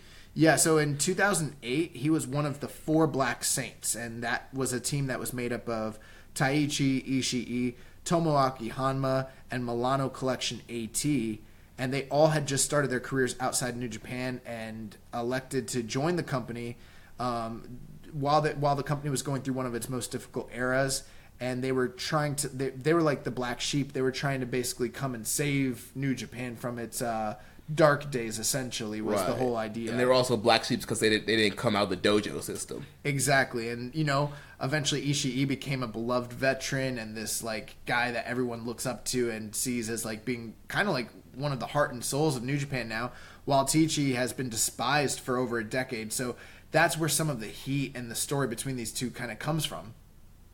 Yeah, and that definitely played out here in this matchup. And I thought that this match really delivered. Like you alluded to, Taichi playing games in the beginning, and I liked the point where Ishii grabbed the bag and he grabbed the mic stand and he threw it out. He's like, we don't need this stuff. We don't need this. Let's fight. Yes. Let's have a straight-up fight. And Taichi obliged, much to his non-benefit. He ended up taking a beating from Ishii, but man... Yeah. Taichi showed up in a big way in this match. He did, but there was one spot that at first I liked, and that it turned out to be one of the things that's become one of my pet peeves. Ooh, so there was a hot take. So there was a great near submission with the stretch plum. I had the same thing. I was mad when this happened, and I don't like this either. Yeah, because I mentioned it on the podcast before. My biggest pet peeve now in wrestling in general. When a guy has a submission hold locked in, he's locked in the middle of the ring, and then he lets go of it to go for a pin or go for another move. He didn't even go for another pin or another move. He just let go of it. And there was no story. There's no logical reason we could come up with. I mean, Taichi had Ishii in a very compromised position in what he's been finishing people with that stretch plum. And he just let go of it, and there was no real reason, and that did a little bit take me out of the match. Yeah, and two, I was kind of confused. The ref raised Ishii's hands multiple times. It didn't seem like Ishii was, conscious or could defend himself. To me, that should have been a ref stoppage. No, they could see he was using his ref discretion. He knew he was still there. If he had stopped the fight right then and there and Ishii was fine, that would have been a bad stoppage. Clearly, Ishii was ready to go. But besides that, I popped because I was like, man, is he gonna beat Ishii like this? How's Ishii gonna get out? Then just let him go, and then that made no sense. Yeah. But other than that, I mean, the strikes, the kicks, the drops, the headbutts, this was a strong style fight. Taichi tried to outman and outgun Ishii, and he was unable to. Although he had, one of the things I will give Taichi praise for, and I've noticed this in the big matches, he has great finishing sequences and great near falls. And there were many times where I was like, did he just beat Ishii? Mm-hmm. And the Gato clutch and the last ride powerbomb. But he couldn't get it, and he even hit the Black Mephisto, but he could not get it done. Yeah, towards the end there, Ishii counters his big super kick, hits the Enziguri. He fires up with some strikes, but Taichi hits a head kick. Ishii fires up again with a big lariat for a near fall. He goes for the brain buster. Taichi counters, hits some big strikes, but then Ishii hits a powerbomb, the sliding lariat, which he gets a near fall. And then he picks him up, hits that big brain buster. 1, 2, 3. Ishii is your new never open weight champion because you never want to smoke with Tomohiro Ishii. Bro, how much did you like that bit? Bro, I was popped. I was laughing. Dude, that had me dying when you guys were talking about that. Tomohiro Ishii, the ain't never scared open weight champion. You never want to smoke with Tomohiro Ishii. Oh my gosh. Oh man, bro, me and Rich were just like off the top of our heads, like going with that. It was so funny, dude. I was so happy that that Ishii won. I mean, Taichi looked great, but the Never belt just looks great around Ishii. Bro, Ishii, was this his fourth or fifth time holding that belt? I think it's the fifth. Yeah, I think it's fifth. But yeah, it is fifth. 'Cause in my head, I was like, five time. So Ishii is once again your Never champion. I talked about this on One Nation Radio, but at the beginning of the year, people were like, New Japan is changing. They're taking the Never division in a new direction. Guys like Ibushi and guys like Will Ospreay, they're changing what this means. I'm like, no, give me the strong style. I want the smoke. And now once again, your Carl Gotch strong style world heavyweight champion Tomohiro Ishii. Yes, great stuff here. Then post match, we had a little promo announcing that Dominion 2020 will be June 14th once again in Osaka-jo Hall. And that the New Beginning in Osaka, which usually happens in February, will also be happening at Osaka-jo Hall. Yeah, now it was weird because the infographic didn't say Osaka-jo Hall, it just said New Beginning in Osaka. And we couldn't understand what they were saying exactly, but it appears that the news coming out of the show, my source is Wrestling Observer Radio, is that they did announce at that moment that New Beginning will be in Osaka. They generally do this at the Edion Arena. So this is obviously Edion Arena is not a small arena, but this is going to be a bigger show this year for New Beginning than it has been in years past, which is just a month removed from Wrestle Kingdom. We're very used to the angles that play out at the New Year's Dash, setting up the show for New Beginning. And we don't know if we're getting a New Year's Dash. We do know we're getting 2 nights of Wrestle Kingdom.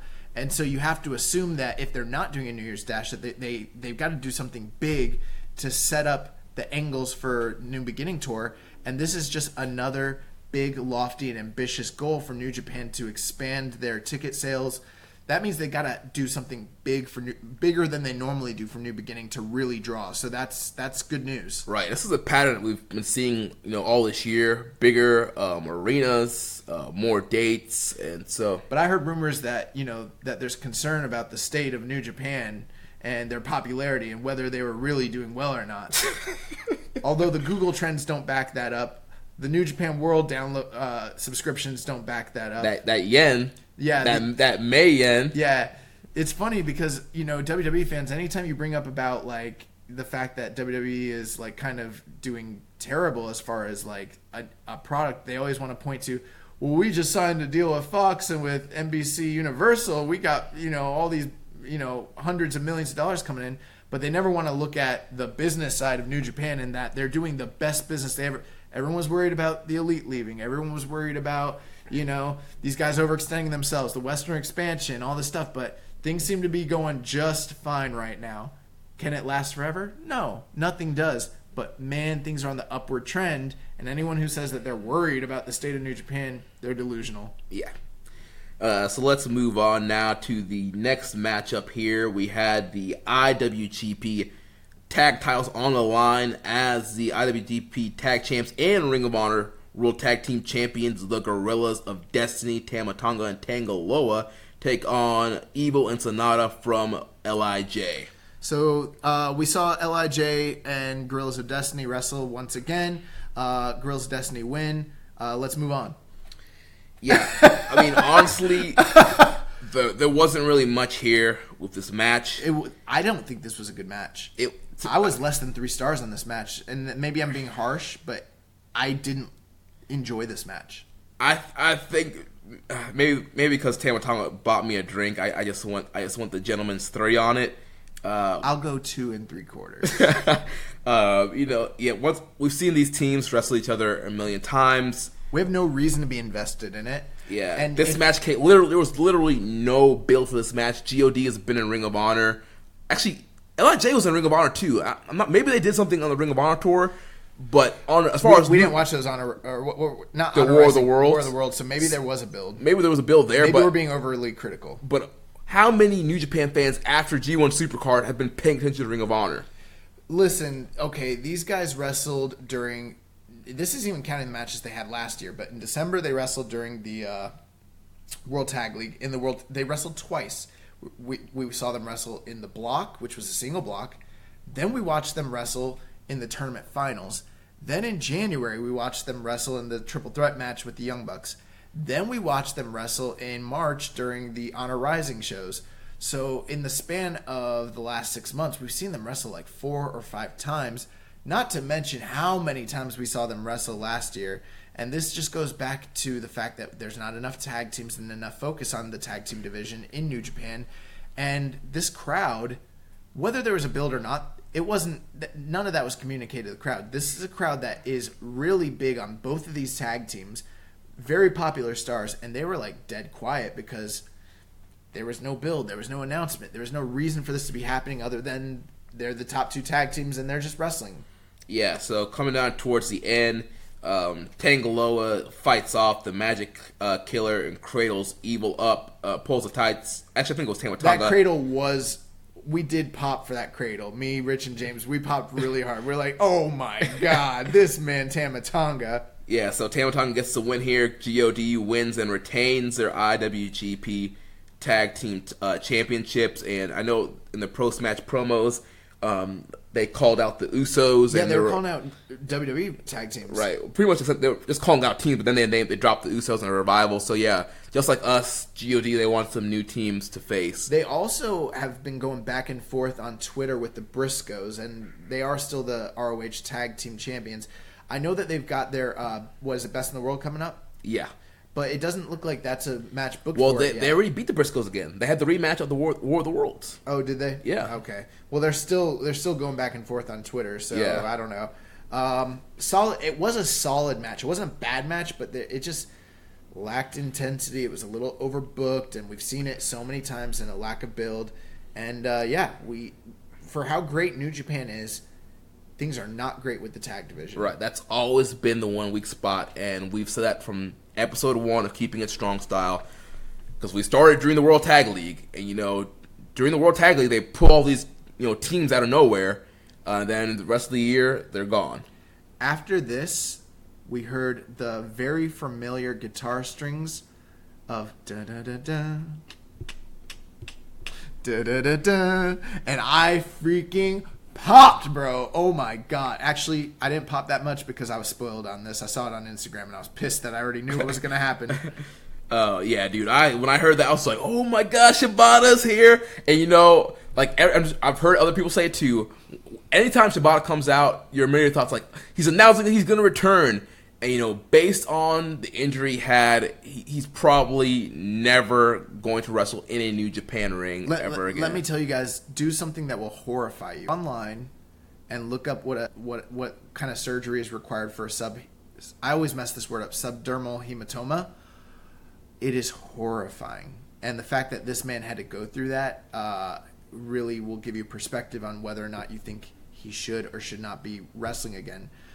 Whether a doctor clears him, whether New Japan allows it, whether any company allows it, whether Shibata wants it. God knows I want to see Katsuyori Shibata wrestle again, but I'm telling you guys, I don't ever want to see Shibata wrestle again.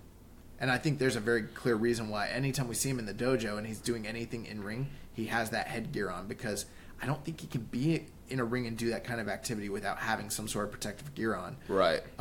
So yeah, just throwing that out there.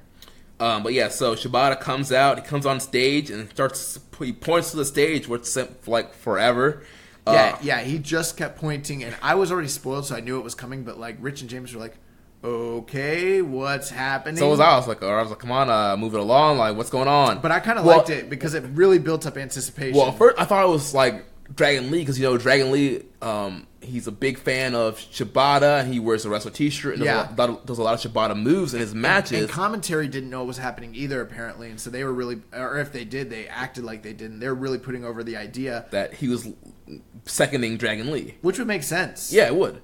But that's not what happened here. Dude, what happened was Kenta comes out, baby. Not Hideo Itami from 205 Live. I'm talking about Kenta from Pro Wrestling Noah. Kenta, who was in Ring of Honor back in the early 2000s. Kenta, walking out looking jacked, walks out with Shibata. Shibata introduces Kenta to the New Japan crowd and says he wants in the G1. Yeah. The G in G1 stands for go to sleep. The originator of the go to sleep. The originator of the Daniel Bryan running knee. Kenta. The bazooka knee. Yes. Yeah, dude, this was so exciting and so awesome. We've had questions on this show for a while whether Kenta would be coming to New Japan or not. And I think that we kind of erred on the side where we didn't think he would, but that we're like, it's a possibility. But we've had questions about his health, his age, whether it was worth the investment, whether he could still go. But a lot can change in a short amount of time. And it did seem like he was probably headed to Noah. If you know anything about Noah, the management has changed. The direction of the company has changed. Even the look, they've gotten rid of the green mats. The people that are in charge are different. And it does appear, based on the reports, that there was talks between Kenta and Noah. I've heard, and Joe Lanza has talked about this on the Intelligentsia, which is behind their paywall on Voices of Wrestling, that there was talks between Kenta and Noah, but the money, they weren't able to pay what Kenta wanted. And I know there were a lot of upset Noah fans saying, how could Kenta do this? How could he not be loyal to Noah? Well, like you mentioned, it's not the same people that he worked for. It's not even the same ring. It's not the same color. Also, let's be clear. Like, when did he come to WWE NXT? Was that 2013?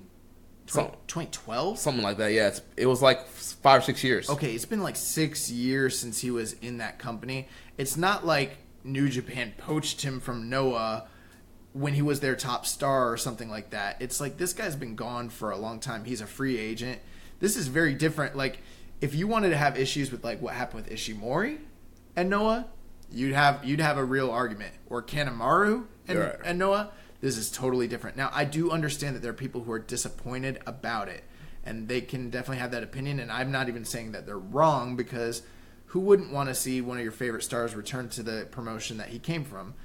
I would be excited for that too. But I got to tell you, as a New Japan Pro Wrestling fan, I'm very excited to see what Kenta can bring to the table in New Japan. Now, he cut a promo in the ring, and he said, "My name is Kenta, and I want to show you Kenta's professional wrestling." Yes. He's going to show you my pro wrestling. And he did a backstage promo, too, talking about, I wasn't able to do my style of wrestling in WWE, and that's why I left. He's like, I'm going to show the world Kenta's pro wrestling. And let me tell you, Kenta's pro wrestling is freaking awesome. Go back, watch his stuff in Noah, watch his stuff in Ring of Honor, and you will see why this guy was a top talent and why they originally wanted him in NXT. Obviously, things didn't work out there between injuries and booking and just momentum and probably personal happiness. Well, we see he looks in great. He's jacked. He looks in great shape. He looks in great shape. I am 100% looking forward to seeing him in G1. Now, we don't know what's left in the tank with Kenta, and it might not be there still. You never know. But, it is interesting that, they've kind of called him and Shibata like soul brothers or like two different sides of the same coin. Anyone who's not familiar with Kenta's previous work in Noah, and if all you're familiar with from him is his work in NXT or 205 Live, which, by the way, gets a bad rap because he's had quite a few great matches in both of those two brands. But if you want to know what he was like before, just imagine a faster, more agile, high-flying Katsuyori Shibata, because that's what Kenta was. Yeah. He basically wrestled like Shibata. And anyone who's like, I want Shibata to come back, you got freaking Kenta. Yeah. I also liked that he came out with the TakeOver shirt. Yeah, and a lot of people were like, oh, it's a shot at, WWE and NXT. When actually, Kenta and Shibata were a tag team, and their team was called TakeOver.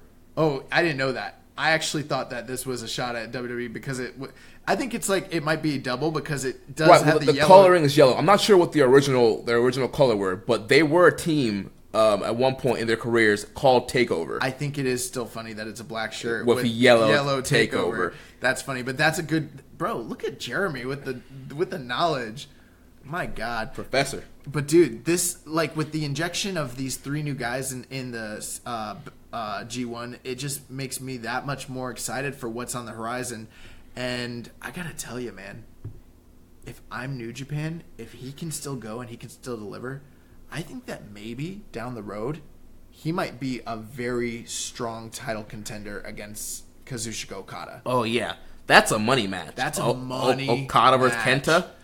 You got to think about how great those matches were with Okada and Marufuji a few years ago. That kind of get overlooked now, it seems like, ever since, everything kind of blew up with all, like, Kenny and Jericho and all that. But, like, that match with him and Marufuji was awesome. So I would love to see Okada and Kenta. Bro. Kenta versus Ishii for the never title, bro. Someone's going to die. Oh, man. All right. So, let's move on. Yes, we have the I'm surprised we didn't get any questions about that. It's kind of insane. Well, we had a lot of questions about the G1 in general we'll get to it. And participants. And so, towards the end. We'll get to it. Yeah.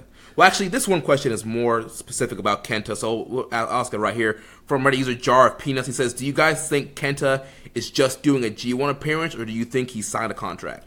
I don't know that he signed a contract. I don't know if anyone knows that yet, and I think that there is a possibility that this is not a permanent stay. It could be a short-term stint, but at the same time, you got to imagine we heard the reason why him and Noah were apart was due to money differences. He's in Japan. I don't hear any noise about him working dates in the UK, Mexico, or the US Indies, or AEW, or anything like that. Where can he make the most money in Japan nowadays? It's going to be New Japan. I gotta imagine that for the long term, this might be where he winds up. I don't know that to be a fact, but that seems to be a likelihood at this point now. Right. Yeah. There was no details, reported. Maybe this week's Observer might have some news on it, but the G1's a pretty long time. So. But you know what? Too, New Japan is very hesitant to sign guys to exclusive contracts themselves. They most of the roster is not exclusive. Even like, say, Minoru Suzuki and Sonata, they're freelancers. Up until this past year, like Ibushi was a freelancer. Top guys who are featured predominantly in the company aren't always exclusive New Japan talent. He might just be a freelancer that's temporarily signed. Yeah. So, yeah, we'll keep our eyes on, any news we hear about that, we'll report it right here on this show.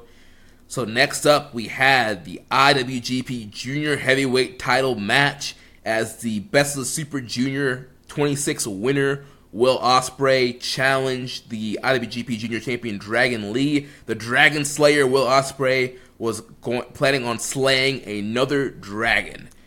So, much to what you just said, Will Ospreay comes out with the sword once again because he has a second dragon to slay.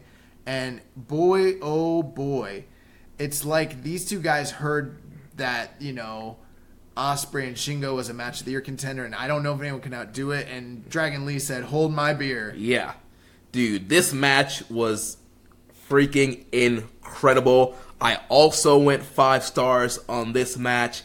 This match was just wild. I mean, from the opening bell, from the lockup to the very end, just the pace, the maneuvers, the counters, the strikes. I mean, freaking Dragon Lee was killing Ospreay with V-triggers. Yeah. The athleticism that was on display.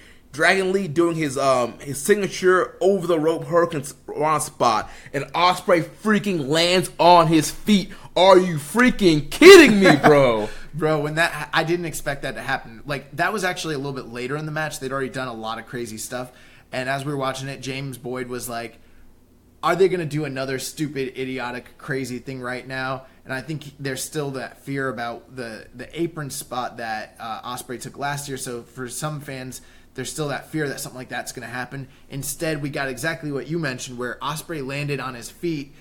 A callback to the image with him and Kota Ibushi from earlier in the year, and it was like, dude, both these guys sold that moment so well. It's dude, Dragon Lee's face was just like, WTF. Yeah, that was a fantastic moment. I think the moment that everybody is talking about the most from this match, though, was the moment where Will Ospreay's on the outside. He's groggy, and Dragon Lee sets him up on the barricade in a sitting position, sitting on the announcers' tables, and Dragon Lee goes inside.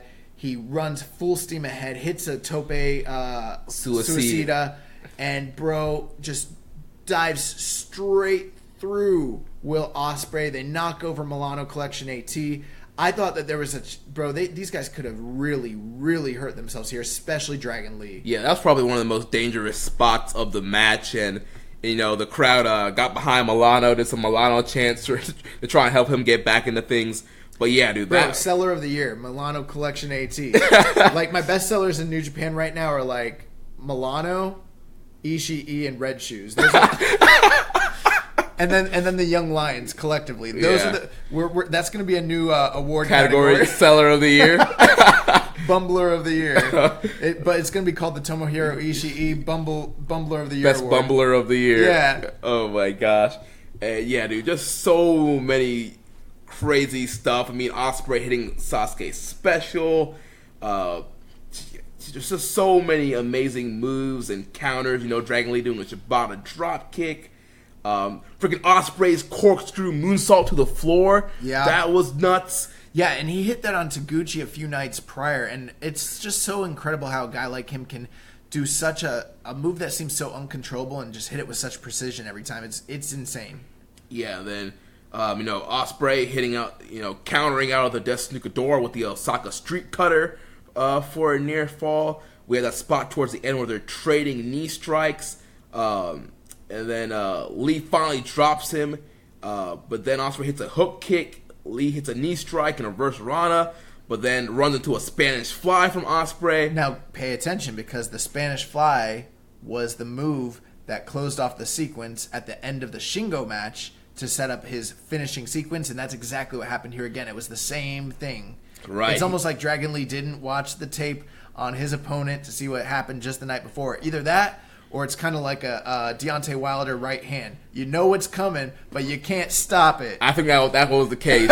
He knew it was coming, but there was no stopping Will Ospreay here. He had his Mortal Kombat super finisher loaded up. Red Shoe said, "Finish him!"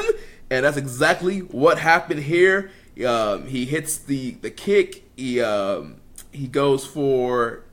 Well, actually, after that part, there was more after that part. Oh, my bad. Yeah, you're right. You're absolutely right. I was thinking that this is the same thing. It wasn't the same thing. So yeah, maybe Dragon Lee was... Ospreay ended up hitting an apron bomb and a shooting star press for 2. Right. He followed up with the Robinson special and an Oz cutter. It was countered into a knee strike by Lee, which was freaking sick. Lee followed through with strikes. Enziguri by Ospreay. Lee cut him off and followed him up top. Hit the double stomp to the outside. Oh, that was tight. Yeah. Back in, Lee hit knee strikes and how do you pronounce this? Desnukadora? Desnukadora, yeah. And that got countered by Ospreay into a powerbomb. It got countered by Lee into a destroyer. That was freaking awesome. Running knee strike by Lee. That gets a great near fall. He drops the knee pad. Ospreay counters the knee, and Lee rebounds with knee strikes.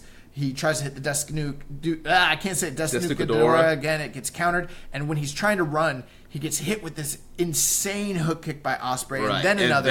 Then the Mortal Kombat combo comes. You're right. Hidden Blade, Super Oz Cutter, Stormbreaker, 1, 2, 3. Will Ospreay is your new IWGP Junior Heavyweight Champion. This was an amazing match. Another match of the year contender, back to back on 2 consecutive shows. I went 4 3/4 on this, but I could see why people might have gone 5.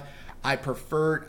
I'm trying to be a little stingy on these 5 stars nowadays, but this was definitely a match of the year contender, a junior match of the year contender, and I don't think the outcome was ever in doubt. Will Ospreay needed the win here; he had to win here, but man, did these guys deliver an incredible match. Yeah. Post-match, Dragon Lee straps a belt on Will Ospreay. Then, as Will is walking out, he walks over to the English commentary table, and he says that his first challenger will be Robbie Eagles. In Melbourne. Yeah, in Melbourne during the Southern Showdown Tour. Yeah, so that's going to take us to, and congratulations, Will Ospreay, Best Super Juniors winner, the new IWGP Junior Champion, and possibly the Wrestler of the Month for June already. Yeah. I think it's going to be hard for anybody to knock this guy off that perch. That means 4 Wrestlers of the Month in the same year. That's like unheralded. Crazy. So let's talk about this IC title match. Oh my gosh. So yeah, we had the Intercontinental Champion Kota Ibushi defending against the challenger Tetsuya Naito. This match was scary. This match was horrifying. This was the second scariest head drop match that I've seen in several days. I mean, this is like the head drop match of head drop matches ever since like Goldberg and Undertaker. Yeah, this was really, really bad. You didn't even sell my joke. My God. I thought you were being serious. No. Actually, there was some head drops. By the way, I know we're not talking about WWE, but I just want to say I liked that Goldberg and Undertaker match. And had Bill not got knocked out, I think that match was going to be good. Well, I haven't watched it. I've only seen some We GIFs. should watch it after this. All right. But, but let's talk about Ibushi and Naito. Dude, these guys, man, they're literally, every time they wrestle each other, are on a mission to kill each other, break their necks, end their careers. Bro, I don't understand it. It's too much. It's too much. Like, don't get me wrong. We're all in for strong style. You know, it's the name of the show. We're all into violence, crazy maneuvers, risky spots. But there's a line, man. I think they crossed it here. Don't get me wrong. I still think at the end of the day, this obviously was still a great match. I rated it 4.5. Great match. But they could have still had this 4.5 match without some of the dangerous head bumps and neck bumps that they took in this match. We are in a day and age where we know about CTE, we know about head trauma. We've seen the laundry list of wrestlers who've had neck surgeries and neck injuries, and we've seen their careers cut short because of those injuries and not be quite the same. But yet, these guys go out here and do these career-threatening, life-threatening maneuvers. Listen, man, I lived through the 90s, Four Pillars, King's Road style of All Japan in the 90s and into the early 2000s with Noah. And I think we know how this plays out, Mm-hmm. And I've seen some backlash against the criticism to the dangerous spots in this match, where I've seen people on Twitter and on Reddit be like, well, these are professionals who know what they're doing. These are guys who are responsible for their own lives, and maybe we should kind of defer to them using their own judgment. Nobody came out of this match with any permanent damage, so maybe everyone, like, the blowback is a little it's overdone. It's too much, and it's not as serious as it seems. I gotta tell you, I disagree with that. You know why? Because I've seen matches where guys got dumped on their heads, like Mizawa, like Kawada, like Kobashi, like Jun Akiyama, like all these guys. And yeah, they're fine now. But what about 20 years from now? What about 10 years from now?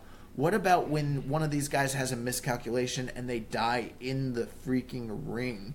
That stuff happens. Mitsuharu Mizawa got internally decapitated off of like a back body bump after years and years and years of damage to his spine. This stuff accumulates, Yeah. These guys are not Superman. They're human. Ibushi already has a history of neck injuries. Yeah. Like, what are you doing, dude? Yeah. Like, this match was scary. And I mean, what's also crazy about it was like they did. Now the match they had in April at G1 Supercard was a little bit safer. They did do some dangerous stuff, but the matches that they had in the G1 last year, the G1 the year before that, New Japan Cup this year. The New Japan Cup match they had this year, although we praised it, was really scary and really dangerous. And this one was maybe more so. Yeah. I think they did less head bump spots in this match than they did in that one.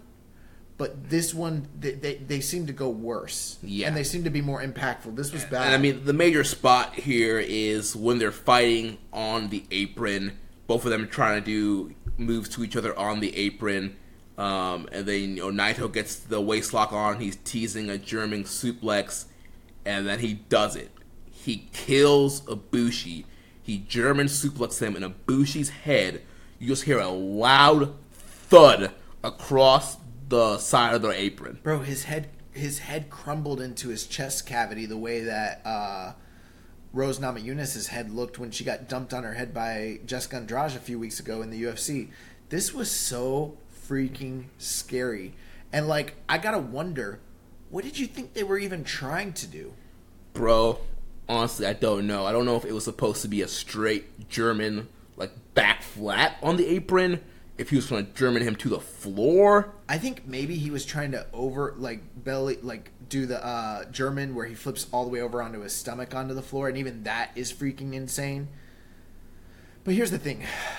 Most of these spots were really dangerous. Had they been pulled off in a more safe manner, the match would have been just as incredible. Because, again, this match was incredible, but this was so scary, man. Yeah, man. Then you get the Poison Rana spot from the top rope.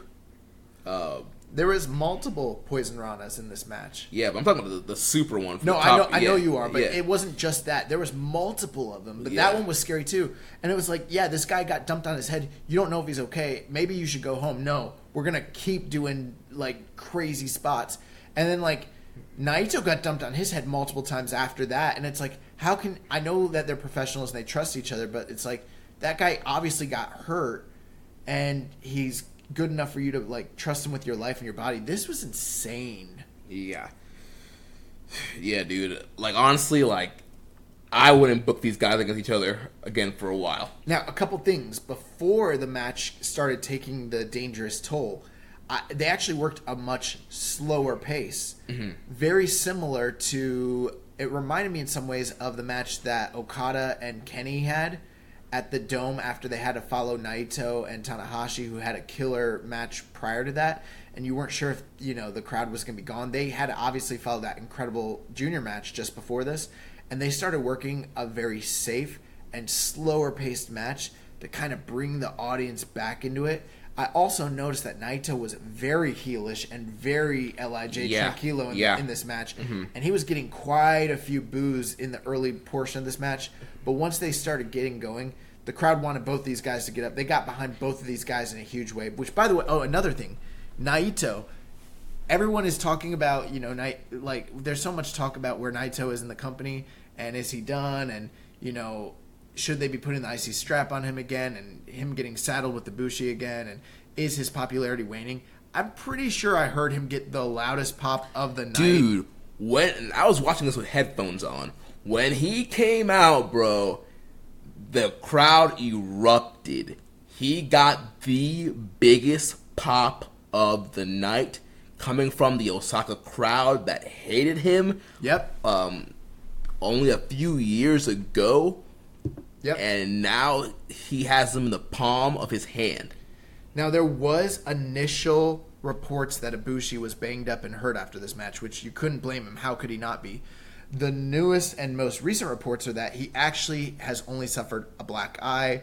There's no neck trauma. Although, I gotta wonder how, they're very hush-hush and under wraps when it comes to injuries in Japan, so who knows what the truth is. He did post a tweet showing his eye, and his eye was completely black and swollen. I mean, it looked real nasty. But he did tweet, and in the tweet he said, "This is the first time in 15 years of wrestling that I've got a black eye from a headbutt." So apparently it came from a headbutt. And he's like, "I can't wait to get in the ring with Naito again. Maybe I'll pay this back to you. Maybe next time you'll be the one with the black eye. Or how about a fat lip? How about a bloody mouth? How about a broken nose? Maybe some missing teeth. Let's do it again." And I'm like, no! For the safety of both of these guys, keep them out of the ring with each other. I agree. But overall, all the criticisms aside, this was an incredible match. All that criticism, and still, it was 4.5. You only went 4.5. Yeah. I'm like close to 5. I'm like probably 4 3/4 on this match. But I could understand why someone might want to be reserved on their approval of a match like this, because this was scary. Yeah. But the story of the match going into it, obviously Naito and Ibushi have wrestled 3 times in the past, calendar year, in the last 12 months. Ibushi's won all 3 of those matches. So the question was Naito going to get defeated a 4th consecutive time against Kota Ibushi? And if Naito did win, would putting the IC belt on him be in his favor, given the fact that he's worked so hard to kind of break away from that division? And there have been speculations about, could the loser of this match be the guy that goes on to win the G1 and headline Wrestle Kingdom for the IWGP title. So we had a lot of like questions about like who we wanted to win and what this all meant, you know? Mm-hmm. And there was a question here from Reddit user from Muzza, and he says, "Do you guys feel that they should have had the IC title main event rather than the heavyweight title?" No, absolutely not. Mostly for business reasons. I don't think that this was a hotter match than Okada and Jericho. Okada and Jericho is a dream match. It's what probably drew all those fans to that crowd. I understand that this might have performed better from an in-ring standpoint, but no, I don't. Not at all. Yeah. But yeah, I think, you know, they've been building up this whole Naito wanting to be IC champ and heavyweight champ at the same time. Yes. And that was a question. Our next question from Reddit user Maserati. He wants to know what's next for Naito. Clearly, I think he's gonna, you know, try and achieve that goal of being IC champ and heavyweight champ. Yeah, he did have a post-match press conference quote where he said that in actuality, I did want to take his belt. That's what this was all about. I wanted to take the IC belt away from Ibushi.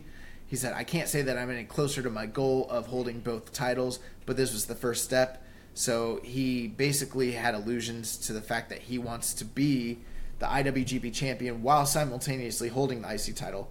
Ibushi also had a tweet basically saying that although he lost the IC belt, he's turning his attention to new goals and new horizons, which obviously means the G1 and the IWGP title. Mm-hmm. But as far as what's next for Naito, it's exactly what you said. And I think everybody in this company, especially the main guys, they're all looking to the G1. That's the next step for everybody. Yeah. So anything else on Naito Ibushi? This match was incredible. We had a lot of really great near falls at the end. Once they stopped dropping each other on their heads, we ended up at a point where they were just nose to nose on the ground, trading strikes, trading forearms, chops, and headbutts. They kept trading. They fought to their feet. They're lighting each other up. Headbutt from Naito, which I got to wonder if that's the headbutt that gave Ibushi the black eye. Mm-hmm. Followed up with more headbutts. Ibushi hit a shote and a vicious lariat. Ibushi missed the Bamaye, which he gave a callback to Shinsuke Nakamura, which was really cool. Dragon suplex by Naito. Destino, which was a running Destino, got the 2 count. Naito looks for another Destino, but Ibushi countered into a GTS. Which, when he threw that, I was like, ooh, Kenta might not like you doing that on this show. Last ride connect for a great near fall. Ibushi drops his knee pad. He's going for the Kamigoye. Naito counters out into a scary spike DDT. Again, another head drop. Yeah. They battle to their feet. Ibushi charged an 8 in Enziguri. Naito hit the reverse tornado DDT for 2. He fires up. Destino is countered by, but Naito counters into a poison Rana. Valentia follows for 2, and then Destino connects, and Naito finally puts him away for the 1, 2, 3. Yep, and then post-match, he grabs the belt, steps on Ibushi's head, and poses with the title. And incredible match, scary match. Hopefully we don't see these guys wrestle again for a long, long time, but compelling stuff. And right now, for in-ring product, this is the feud of the year. Yeah.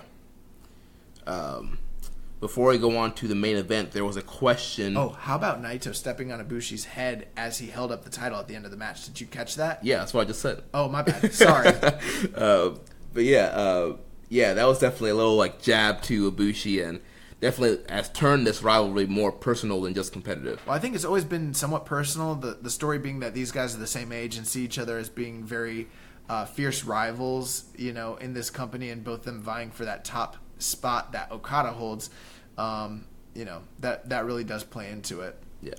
And so before we move on to the main event, I missed a question from Imp at the damn Implicat. He said, with Will Ospreay constantly banging on about what's the likelihood of the juniors actually main eventing one of the Wrestle Kingdom nights? I think that there is a good likelihood that could be the case. Now, this is my fantasy booking, Josh Smith's fantasy booking. I know that there are people who have other winners of the G1 and people who think it's out of reach for Naito, and they think that him getting straddled with the IC belt means he's definitely not going to win. I think that there's still a good likelihood that Naito ends up winning this G1 and headlining against against Okada for a few reasons. One, we've been waiting for them to kind of pay off the build between these two. They wrestled in two previous Wrestle Kingdoms, and they've seemed to be a couple years apart, very similar to what they did with Stone Cold Steve Austin and The Rock during their WrestleMania series of matches. And so, they wrestled 2 Wrestle Kingdoms ago. And if he were to win the G1, he would be holding the IC belt and carrying it in as a title challenger against Okada on maybe, say, the final night. And that makes sense to me because that IC title is so pivotal to the bond between Okada and Naito due to the fact that they lost their main event spot all those years ago at Wrestle Kingdom because of the IC title being held in higher regard because of the feud between Nakamura and Tanahashi. So it would be very fitting if on the night that he defeats Okada in the Tokyo Dome, he's actually carrying that white belt and carries it into the main event and maybe even unifies it and discards it or it gets done away with. That would be a good story.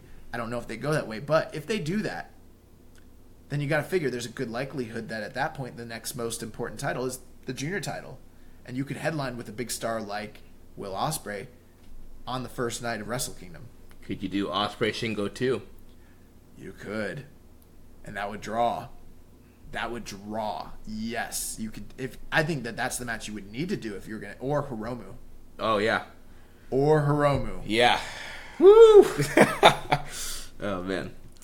All right. So now we've finally reached the main event. Main evento. Dominion, the IWGP champion, Kazuchika Okada, taking on the Painmaker. I liked that they actually had a Painmaker graphic for him. Yeah, they did.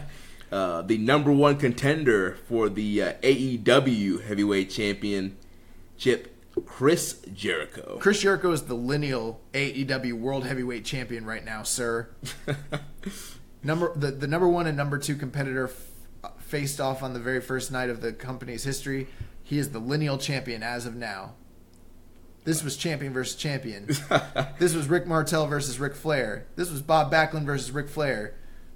This was all that. So what'd you think about this champion versus champion matchup here? So one thing that was interesting, Jericho came out and they didn't have his music, and they said due to copyright infringement. This was interesting because we've heard Jericho come out to his, what's the song called? Judas. Yeah. We've heard him come out to that music before in New Japan, and he actually tweeted about this and said he wasn't sure what happened because he said New Japan has the rights to his music. Very similar to what happened with El Fantasma. So I don't understand that, but I thought Jericho had a really great entrance and so did Okada. The crowd was hyped for this, but once the match started, it was good, but it didn't deliver to my level of expectations. Same here. And, we're used to seeing Jericho have these kind of wild man, no DQ brawls like he had with Kenny and Naito, and this was a straight up kind of wrestling match. Yes, there was some kind of brawling to the outside and, grabbing weapons and stuff like that, but it was nowhere near the intensity and brawling style like the Alpha Omega and the Naito matches were. And also, this was not an Okada match. Right. Jericho was calling this match, and you could audibly hear Jericho calling spots throughout this match. So he was it's pretty much he was setting the pace, and it felt more of like a WWE main event style like match. Early 2000s WWE main event, like a plunder match, like a Stone Cold or Jericho or, Triple H type match. And nothing wrong with that, but it was a good match. That's not what you expect in the main event of Dominion, especially coming off the last 2 Dominions with the Okada Omega matches. There's a couple things here. Jericho, I thought, had a great performance in the match. Jericho had a lot of the same antics that we've seen from him before. He was wild. He was brawling. He took the fight to Okada. He did a lot of memorable, funny things throughout the match and things that were, designated to generate heat. At one point, there was even Y2J chants, which I thought was interesting, from that Osaka crowd. That stuff was great, and it was like the Jericho show, but at the same time, he's in there with Kazuchika Okada, who's the best wrestler in the world, and Okada never really did end up getting a lot of his stuff in. Many of the times when Okada's major spots that you're used to seeing him, there's certain points where you expect Okada to kind of turn things around and kind of get back in the match, and Jericho kept cutting him off. That's kind of how the match was set up. Now, I have heard some rumblings that there's a chance that maybe Okada's a little banged up. And maybe that might have something to do with the performance here. I don't know. But you could clearly see, I didn't hear Jericho calling spots audibly, but you could tell that he was the one dictating the pace of the match. He was the one who was calling it, and it wasn't a traditional Okada match. I had no problem with the Jericho stuff, although I think some of it is to diminishing returns because we've seen it before, and maybe it's not getting over as much as it was that first time when we saw it with Kenny. That being said, this match would have been better to me if Okada had started to get the signature Okada stuff in and started to really change the pace of the match and really bring it to his level, and that just quite never did happen, and that was my problem with the match. Yeah, same here. It just didn't hit that next level, that next pace. So, beyond that, though, ultimately, I still thought that this was a good match. I don't think every match in New Japan Pro Wrestling has to be a classic 45-minute, war where it's this life and death classic epic battle. I like that there can be different finishes and different styles of matches and kind of change our expectation. This did go shorter than most of Okada's matches. It was 23 minutes and 50 seconds. They had a decent pace, but ultimately, one of the things that kind of was troubling was I sort of expected at the end for things to kick into high gear and go into that fast, high-paced, reversal-laden finishing sequence close that we're used to seeing from Okada. And when they started to kind of do some of that stuff, I noticed that Jericho couldn't keep up with him to do that. Or if he could, they didn't showcase it. Right. So pretty much it came out to the end. There was an exposed buckle. Okada runs into it. Jericho looks for the Judas effect, but it's countered into a cradle. 1, 2, 3. Okada gets the win, much like how he got the first. I did like that. The first fall in the 2 out of 3 falls from Dominion last year, and Okada retains the IWGP Championship. Post match, Jericho attacks Okada, hits him with a chair, and the Judas effect. He takes him out to the floor, wraps a chair around his neck, and posts him. Then Tanahashi, who was on commentary throughout this whole match, he jumps up from the table, makes the save, and runs Jericho off before he could powerbomb Okada through a table. Then Jericho grabs the mic and says he always wins and he's the greatest of all time, even in this bullshit country of Japan. He says, "I'll see you soon, Okada. Happy championship, bitch." He called Tanahashi Bakahashi. Yeah. Which was interesting. With this finish, there's a few things about it that okay, so I liked that the roll-up was the same roll-up that Okada got on Omega last year in the Dome during the first fall of their 2 out of 3 falls match. That made a lot of sense to me, and I like that logical storytelling.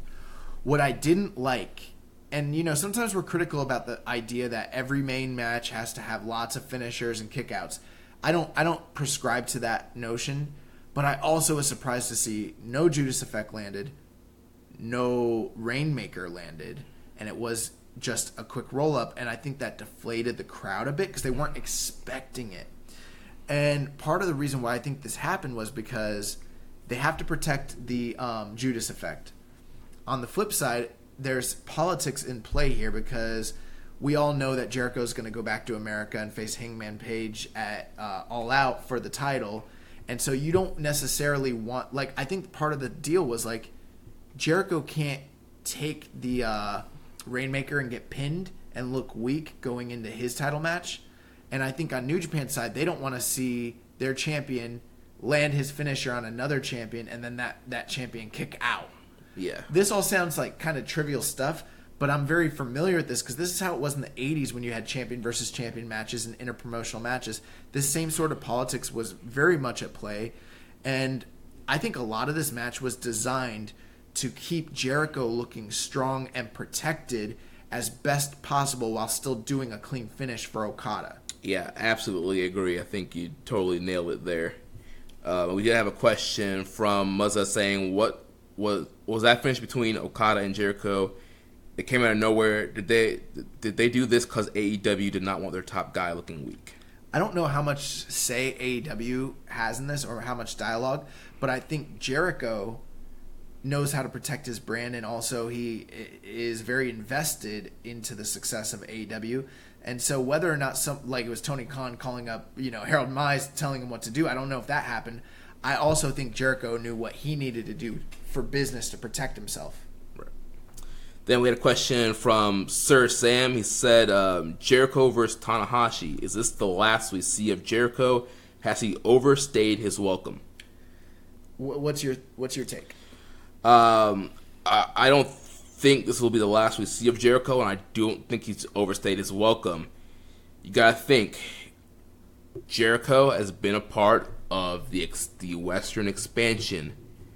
New Japan subscriptions have gone up and stayed up due to appearances from Jericho. Yes, now you have Jon Moxley now, and they're building Will Ospreay, but Jericho is clearly a guy that wrestling fans of all ages know who he is. That's why he's kind of one of the big faces of AEW, and he's going to bring eyeballs to your product.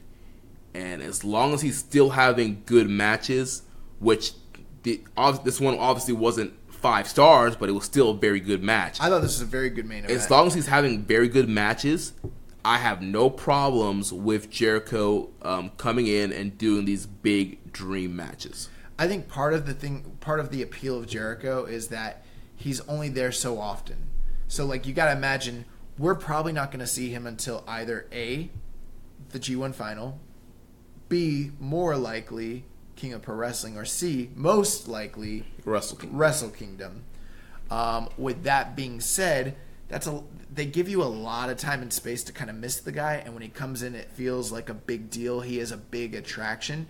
Now, you're absolutely right, Jeremy. He's part of that Western expansion as far as gaining Western audiences. One thing I don't think we'll ever see is Chris Jericho working a New Japan card in the U.S. Oh, no. Not now with AEW, no. Right, and I don't think you said that, but I just wanted to make that clear. That's never going to happen now that he's a main talent with AEW, because that's direct competition. This is kind of over in Japan. It's a different thing altogether. With his antics, it's all to diminishing returns. Yeah. And in wrestling, a lot of times it's, what have you done for me lately? Before this match and after the Double or Nothing, everyone was super high on Jericho. Now that this main event took place, people are a little less high on Jericho, and I think that they did the best they possibly could have done, given the situation between AEW, New Japan, and Jericho. I'm not happy about it, but that's just business. That's what ended up happening here. I still enjoyed the match. Now, as far as him returning, if his matches continue to not deliver at a super high level, or if the audience starts to get tired of him, maybe we don't see him again. But I don't think this is the last that we see of Jericho. Obviously, they've got two matches in their back pocket, a rematch with Okada as well as a match with Tanahashi. Those are both set up. Whether they pay him off, I don't know. I don't know if they have a deal in place for anything going forward. I think that this could be similar to what he did with Naito, where they set up a match, but it took a long time for that first match to happen. And Jericho said on his podcast, we didn't have a deal in place. We were just let's set something up so that if we need to pay it off later on, we can do business again. That might be what this all was about. We might not actually get a Tanahashi Jericho match. I think we will, but we don't know. But I don't think it's the last we see of him here. Yep, same here. Question from Rich. He says, who would you have Okada's second or third title challengers be? 2 or 3 title challengers be until Wrestle Kingdom 14? Well, he's going to have a title challenge at King of Pro Wrestling. I think it's a high likelihood he might have a title challenge at Royal Quest. Royal Quest seems like it's going to be a big deal. Yeah. I don't know if we see him have a title challenge at Destruction Tour this year. Maybe. Yeah. That would be the only other place. So those are the 3. If you want my opinion, I would do Kenta as one of them. And then maybe I'd do Zack Sabre Jr. Yeah, I would do Sabre at Royal Quest. At Royal Quest. And then maybe Kenta at King of Pro Wrestling. Because those are fresh matchups. Yeah. That's what I would do. If you had to do a third at Destruction, maybe a lower level. I don't want to say Ishii because Ishii is like that prime guy, and that's where him and Kenny wrestled last year. But you could do someone. Who could you do like Ishii? I don't want to say Taichi because that seems out of like. Well, what about Mox? Not there. That would like Too low of a. You could do Mox at King of Pro Wrestling. Possibly. That's a possibility. Maybe John Moxley. That's another fresh challenger. I think they need fresh challengers at this point, but you also don't want to throw away your big matches. Right. With Sabre, it makes sense because him and Sabre have wrestled a lot, and it's over in the UK, so that's a bigger deal there. So that would make sense, and it's been a while since they have had a match. At King of Pro Wrestling, I either do Kenta or I do John Moxley. Yeah. I don't know if I don't see him having a match at Destruction, to be honest with you. Probably not. Yeah. Those would be my 3 picks. Yep. Sounds a solid 3 picks to me.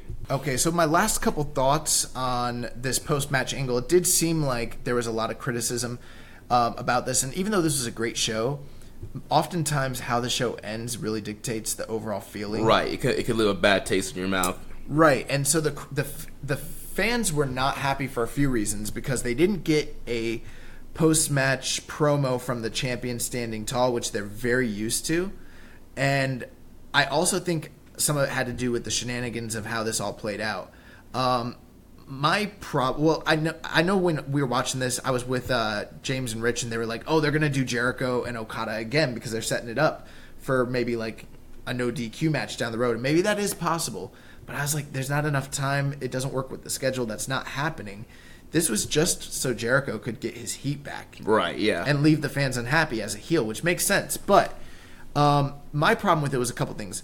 Jericho had a very prolonged attack on Okada, which seemed to go on and on. It was too long.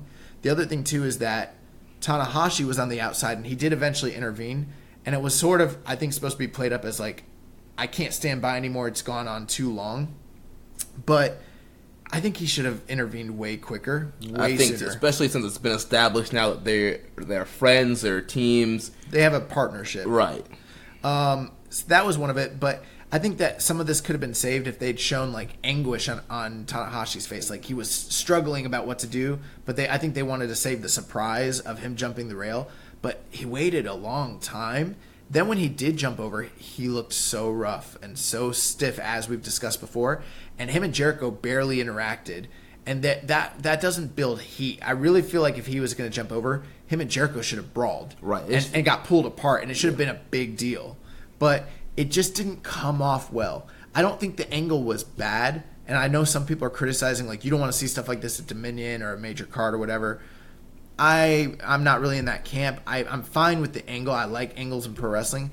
I just wish that if they had done it, it had come off better. Because it didn't come off well, then the whole entire ending felt very dejected, very deflated. And then if it was me, if I would have done it, I would have had Tanahashi get in sooner. I would have had Tanahashi fight off Jericho. Jericho still could have cut his promo and still talked about how he never loses and then gone off. And then you could have had Okada and Tanahashi in the ring standing tall and had Okada cut his promo. Because you didn't get that, the fans were literally like, what the heck just happened? Right. And you heard them boo. And you never hear I heard there were some reports of even some fans saying, I want my money back, like this was a bad ending.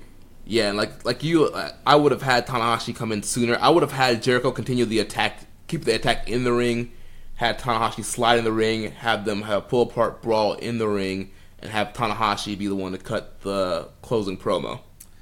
But that is going to do it. Do you have any final thoughts about Dominion? Overall, I thought it was a great show. I kind of wish some of the bigger matches from Best of Super Junior Finals would have been on Dominion, but I understand they were in Sumer Hall and they had to have some big matches there as well. But overall, both shows are really great. Like we said at the beginning, I kind of like the Best of Super Junior Finals just a little bit more. But overall, I thought Dominion was great. Awesome. Real quick, a lot of questions about G1 participants based on the announcements that we heard at Dominion. Howard Schilling, which new edition of the G1 has the biggest standout performance during the tournament? Moxley, Kenta, or Shingo? I'm going to go with my gut here and say I expect... Man, that's a tough one. You go first. I'm going to go with Shingo. That's my gut instinct, too. I was going to say that, but I also have a feeling that Shingo might not be placed in as many high-profile spots as those other guys, so maybe won't be given as much time. But just as an in-ring performer, I know that Shingo has the goods in a way that the other guys maybe don't, so I have to go Shingo. From BJ Baker, with the new additions of the G1 and rumors of more like Cobb, Ospreay, and Taichi, it's looking like some G1 regulars may have to sit out. Who do you think will be on the bench this year? Well, guys, I don't think we'll make it in. Yujiro Takahashi, who is coming off injury, by the way, and he'll be on the next tour, correct? Yes. I don't think he'll be in it. I don't think that Chase Owens will be in it. I don't think obviously the New Japan dads mostly won't be in it. It's questionable about Kojima. It might be questionable about Makabe. I don't know. Oh, well, Tamatonga is most likely not going to be in it based on some of the comments he's made. Anyone else you can think of that's a regular? No, I think you pretty much hit the main ones that probably won't be in it. Obviously, Hama's not going to be in it. And plus, we've had open spots with Omega, Hangman not being there, Michael Elgin. Hanare won't be in it. Hikuleo won't be in it. Dave Finlay, who's injured, won't be in it. Those are the main guys that probably won't be in this G1. From Sir Sam, with so many big names in the G1, who is going to do a Doki and take all the pins? Probably like Yoshihashi. Yeah. Maybe a Taichi. Yeah. Definitely Yoshihashi. Definitely Yoshihashi. I could see Taichi probably ending with a 500 record. Yeah, he'll probably play spoiler. From Reddit user Senor Sombrero 3K, after a stacked Best of Super Junior tournament, I can't be the only person looking forward to a G1 climax that might contain Kenta, Moxley, Takagi. My question is, which heavyweights do you think will miss out this year? We pretty much just answered that question with BJ's about who would miss out this year. And he said, why would the list include Taichi? Only kidding, Taichi fans. I think that the obvious question here isn't about who's going to miss out, but whether or not they're going to expand the blocks. And which I think they are every tournament this year. They expanded all the tournaments this year. So that's something to keep your eyes out for. It looks like they're going with the Young Boys recommendation, go 24. Now, if they go with just 2 blocks, I'm going to hate my life in July and August. But if they do what I recommended and go with 4 blocks and have each guy in the tournament go through 5 matches instead of, 11, it would be much more manageable for the viewer, the company, wrestlers. the wrestlers. They'd probably make more money. That makes more sense to me. It protects a lot of their matches. They don't blow their wad having all these big stars in there. You can do some really cool things that way. That's my opinion. So I guess we'll see what happens. We got those announcements coming up soon. There's a question from Rambo and Slam Pig, but this is one I'm gonna punt it to next week because we have been going super long and we need to get through this news real quick. Okay, so let's hit the news. So Fight TV announced a partnership with New Japan Pro Wrestling that kicked off with Dominion. So if you're not a New Japan World subscriber, but you wanted to watch this on Fight TV, you do have that ability to do so. It would cost you more and give you less benefit, but you can do that. They also will be airing one of the nights. Which night? Is that Melbourne? Yeah. The Melbourne night of Southern Showdown live on Fight TV, where that show will not be airing live on New Japan World. It's going to be on a 72-hour tape delay. So if you're a New Japan World subscriber, you'll have to wait for it. But if you want to watch it live on Fight TV, you can order it like a traditional streamed pay-per-view. This past week, the New Japan... And just real quick, the 2 big matches on that Melbourne show are the Mega Aces against Fale and Jay White, and Will Ospreay defending the junior title against Robbie Eagles. And there's also going to be a Phantasmo Rocky Romero rematch. Ooh, nice. The New Japan official podcast that came out this past week had an interview with Villain Enterprises, Marty Scurll and Brody King. I'm really liking this podcast with Michael Craven and Chris Charlton. Very, very short episodes. They give you a lot of insight. I highly recommend it. If you get a chance, give it a quick listen. They're on all streaming services now, so you can definitely find that easily. This past week, New Japan was getting a little cheeky, throwing out some tweets and videos.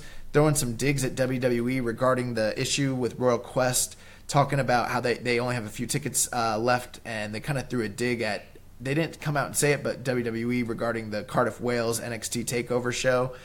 They also threw a dig out regarding the free match of the week. They said, that there's a lot of content that's out there on Mondays, but if you're looking for an alternative and something good to watch, they give a free match of the week every single week. I actually saw Velveteen Dream respond to this, which was kind of funny. Yeah. Speaking of the free match of the week, this free match of the week this week is Katsuyori Shibata versus Tomoaki Hanma for the Never title from Kazuna Road in 2016. I actually think they had a better match at the G1 that same year, but that's the free match of the week. Check that out. On Twitter this last week, Hiromu Takahashi did a Best of the Super Juniors final sketchbook. He actually did a sketchbook like he did last year at the beginning of the tournament. We never mentioned it. And then he did a final recap sketchbook, and it's really funny. So if you get a chance... Yeah, I missed it. I have to check that out. Definitely check that out. There's a new Jon Moxley tee for his new brand, Death Rider, that's available in the New Japan Pro Wrestling shop. I don't know if it's on Pro Wrestling Tees or not. But it is. It is. So if you want, you can definitely buy that. It's available. And one thing, I'm curious if AEW is going to call him Death Rider. I have to wonder about that too, but they should because it's awesome.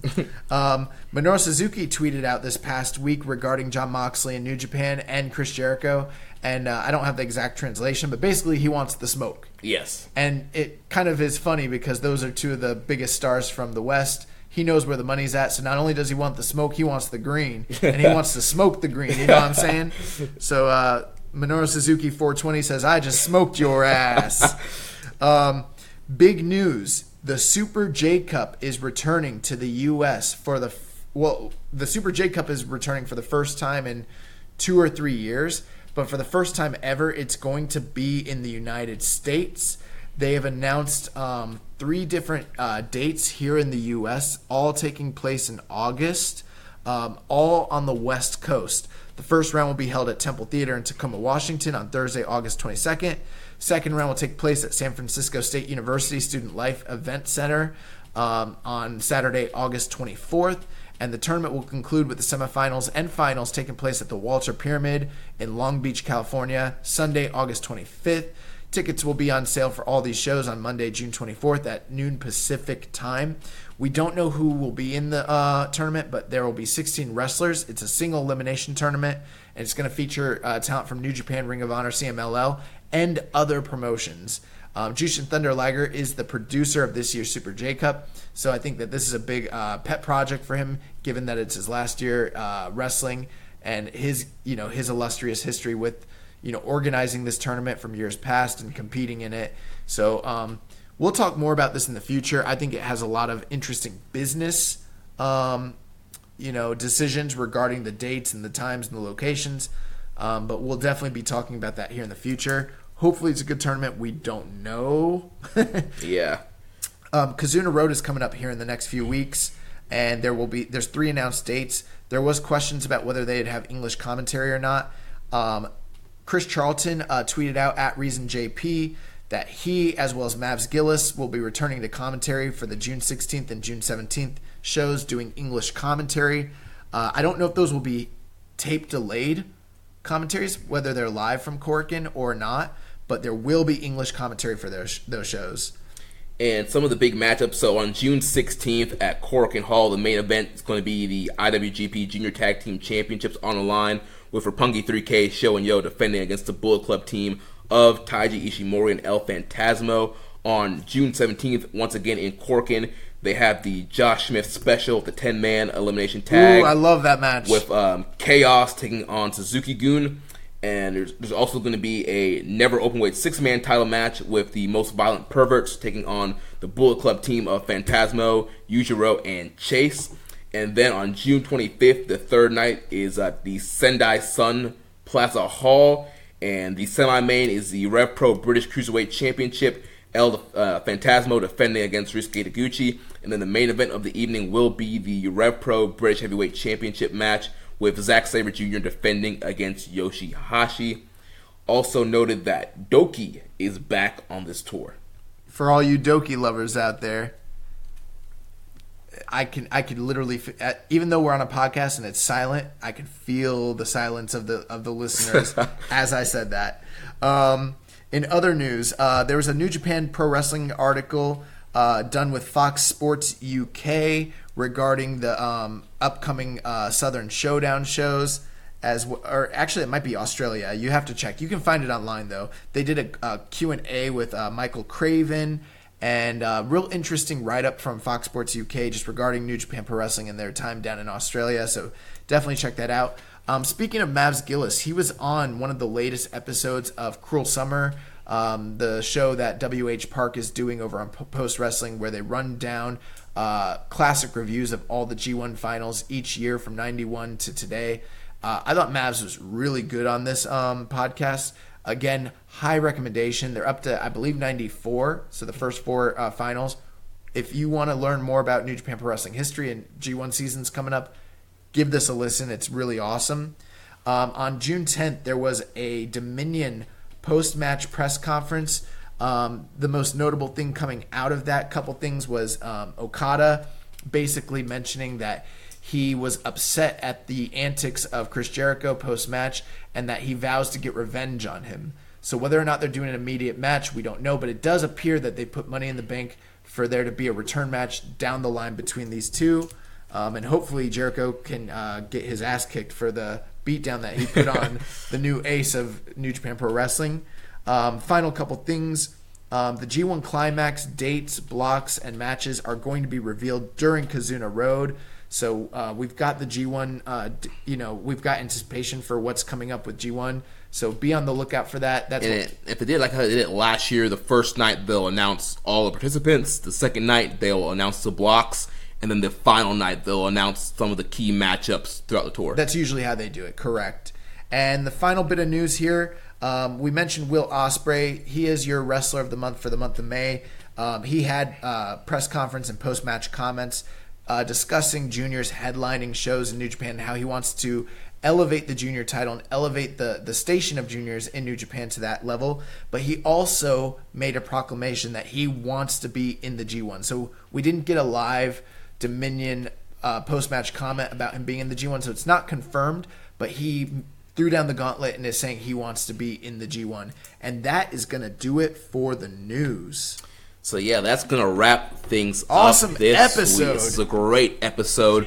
We want to thank everybody for downloading and listening. When we do these big shows, I know we have a lot of new listeners, so thank you for giving us a chance and checking out Keeping It Strong Style. Next week we'll be back, starting with our reviews of the Kazuna Road Tour, and of course we'll be covering all latest news in the world of New Japan Pro Wrestling. Make sure you connect with us on social media. On Twitter, I'm at Jeremy L. Donovan. The show is at KI Strong Style. You can also follow us at Social Suplex. On Facebook, we're facebook.com/Social Suplex. Also, you can join us in the Wrestling Squared Circle Facebook group, facebook.com/group/Wrestling Squared Circle. On Reddit, I am the Pro Black Guy. Josh is Keeping It Strong Style. You can email me, Jeremy, at socialsuplex.com. Make sure you check out all of our other shows on the Social Suplex Podcast Network. On Sundays, we have One Nation Radio, hosted by Rich Latta and James Boyd. On Wednesdays, we have the Ricky and Clive Wrestling Show from Scotland. Every other Wednesday, we have our podcast dedicated to independent wrestling. Grown Men Watch This Shit, hosted by Jeremy Tate and Chris Bryan. On Thursdays, we have NXT Then, Now, and Forever. On Fridays, we have Get in the Ring with Danny and Mike. And then on Saturdays, we have All Things Elite with Floyd Johnson Jr. and Amy Oilers. Jeremy, how good was it to have the mega aces of podcasting back together again after all these weeks? Bro, it was great. You had that little 2-week, break, and then boom, the mega aces of podcasts returned together. Well, get ready, ladies and gentlemen. Kazuna Road's coming up. Southern Showdown, and then we're on to the G-freaking-1, the Grade 1 Climax. And we will be there in Dallas for the opening day. Press passes? I'm about to work on that, actually. Press passes? So don't forget to subscribe, leave a rating and review, and we will catch you next week on Keeping It Strong Style, the ace of podcasts. Ichiban. Thank you for listening to Keepin' It Strong Style. We'll see you next time.